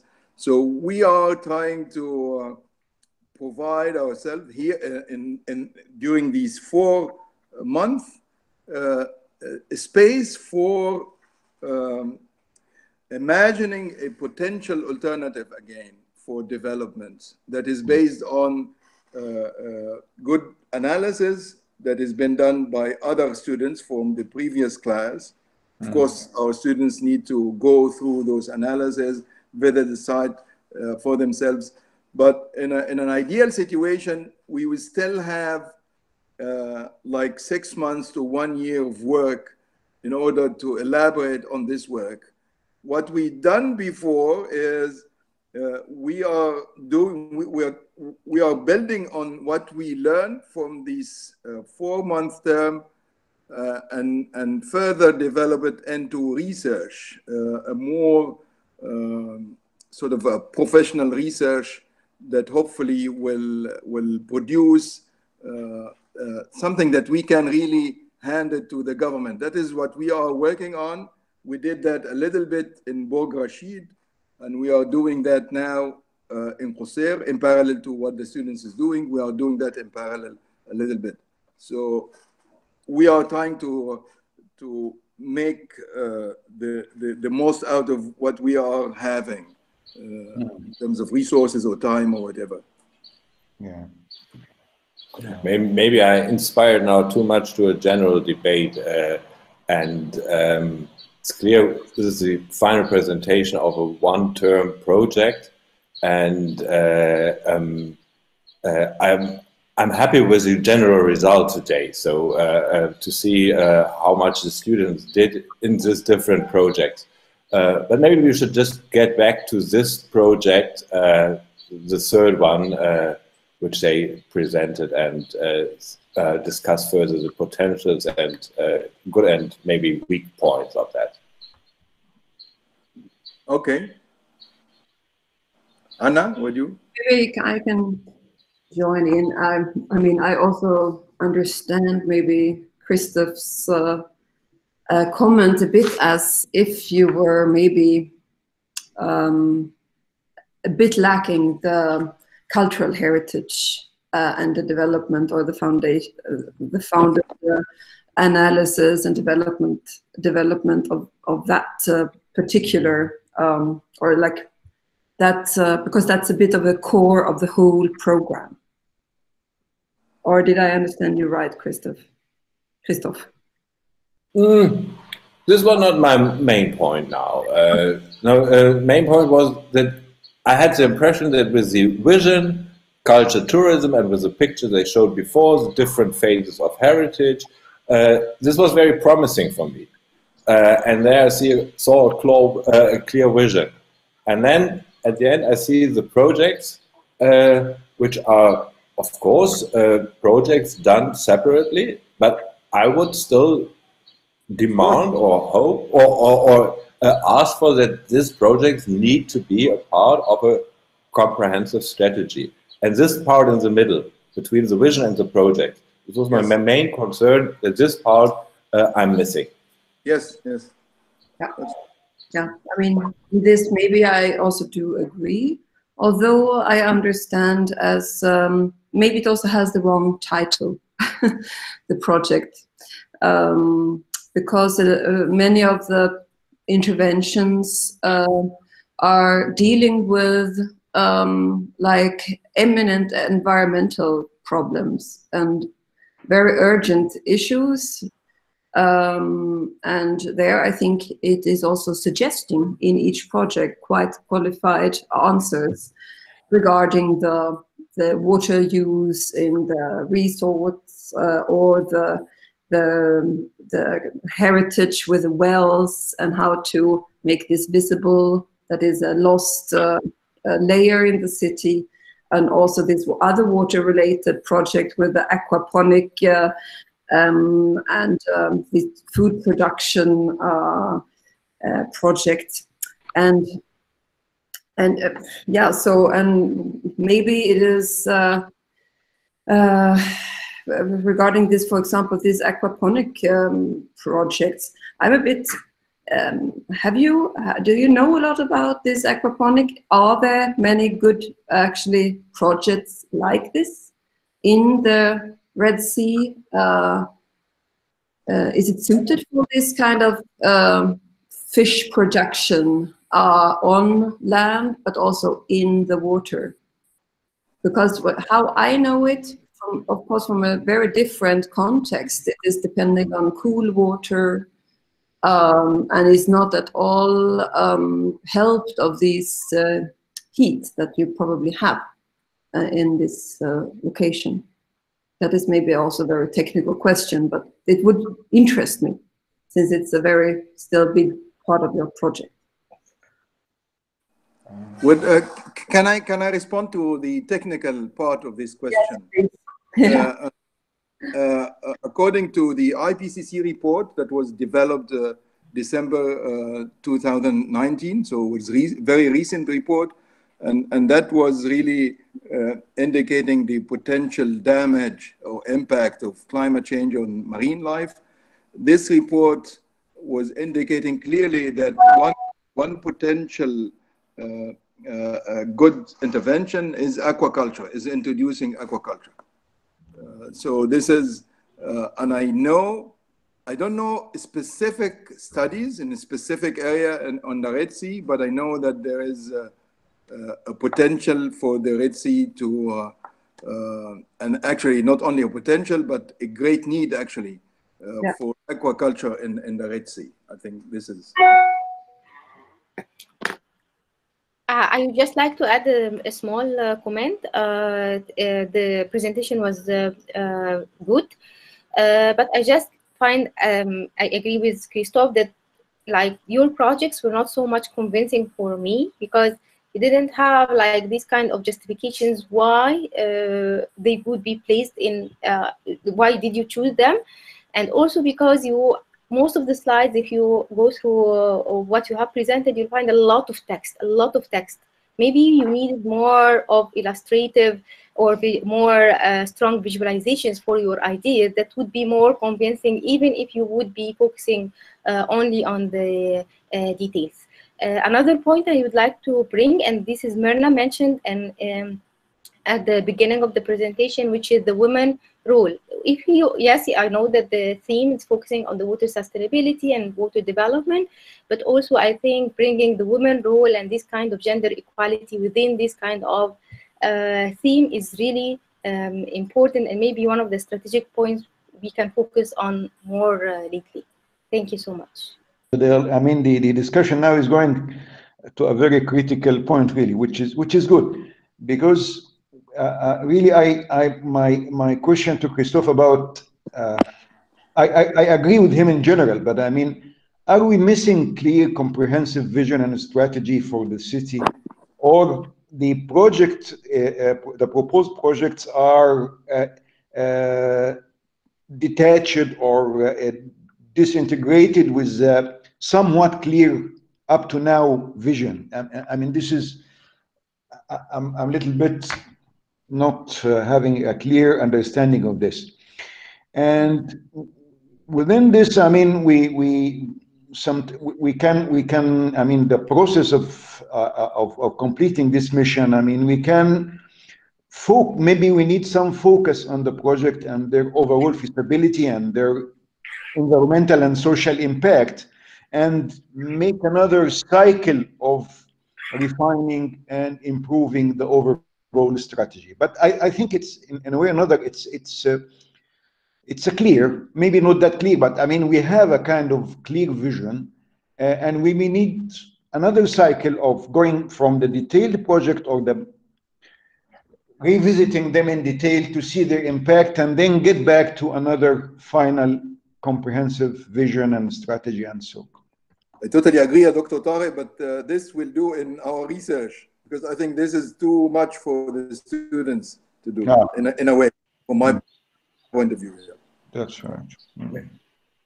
I think the students would like to answer. Yeah, please. True. Okay. The major question that why did we choose the project? So the first thing, we were asked to choose 2 sites in the city. We chose resort and the historic core. So the major problem in the resort were the problem. Priya, can you speak up a little bit, please? Okay. The voice is not it that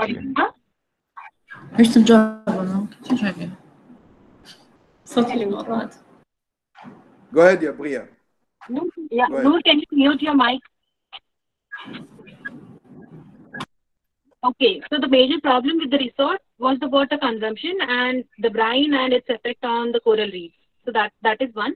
And the major problem in the historic core was the heritage was losing its value because nobody was taking care of it. So we need to revitalize it. So these are the major 2 issues that we had in our site.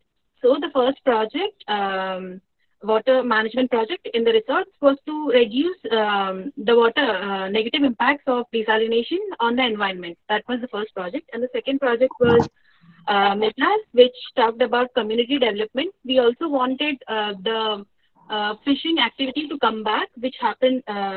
We wanted to revitalize the fishing activity by, it was there since the city started. So that is one of the reasons to choose that project. And the third project was the Qusair Al-Qadim project.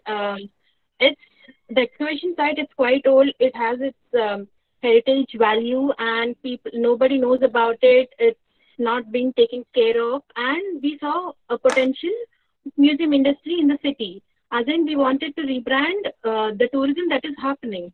So that is the third project. And the fourth project, the connections. We wanted to connect the city with the transportation, because accessibility is major thing. If we don't have accessibility, how would tourists move around or the citizens move around? So that is why the fourth project. Am I clear? I have I respond to like what Priya mentioned. How did we chose our projects, and like and what is the reason of the culture, the naming of the cultural heritage? Because each project is dealing with an aspect of the cultural heritage as well.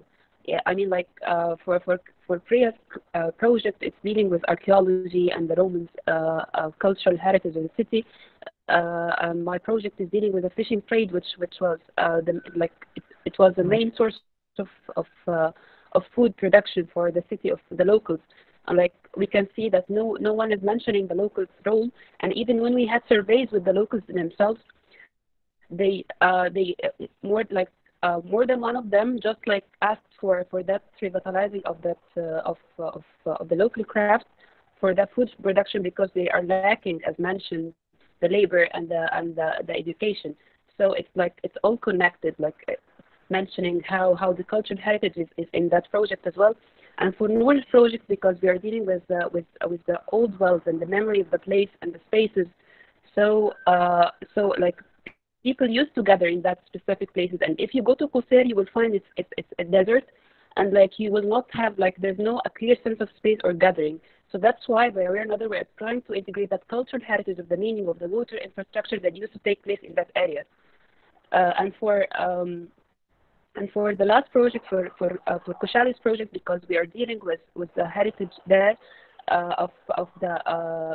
because the touristic value there of the coral reef. So we are trying to mitigate that sort of danger for that coral reef by having that vegetation or like landscape project. And so I think the cultural heritage is embedded in each project. Maybe we didn't state it clearly, but like if we got into a deeper understanding of the reason of why we are doing this, we can just identify that there's a cultural heritage in each one. And so for Anna's comment regarding the aqua culture, actually aquaculture is different from aquaponic. And talking about the aquaculture in Egypt, for the aquaculture, this type of aquaculture is called marine aquaculture or marine aquaculture, and we are having examples from it in Damyat and Port Said, Alexandria, and around the Suez Canal. And actually, it's not like spread because the researchers are doing their best to integrate that part of the marine aquaculture in specific, because we do have fish ponds and other freshwater aquacultures, but this type of that specific type is like understudied, and they are trying their best to introduce it. As Dr. Nabil mentioned, all the studies are mentioning that type of aquaculture is more sustainable in having less harmful environmental effects. So I think we are done. Thank you all for your great work and efforts. I really appreciate the commitments and attempts, sincere attempts to tackle not an easy situation. And I am definitely very thankful to Dr. Tarek Wafi and Professor Anna and Christoph and Asmaa for attending and sharing their comments and questions and their ideas. I really appreciate that. This is very important for us. And I hope, guys, that you learned something.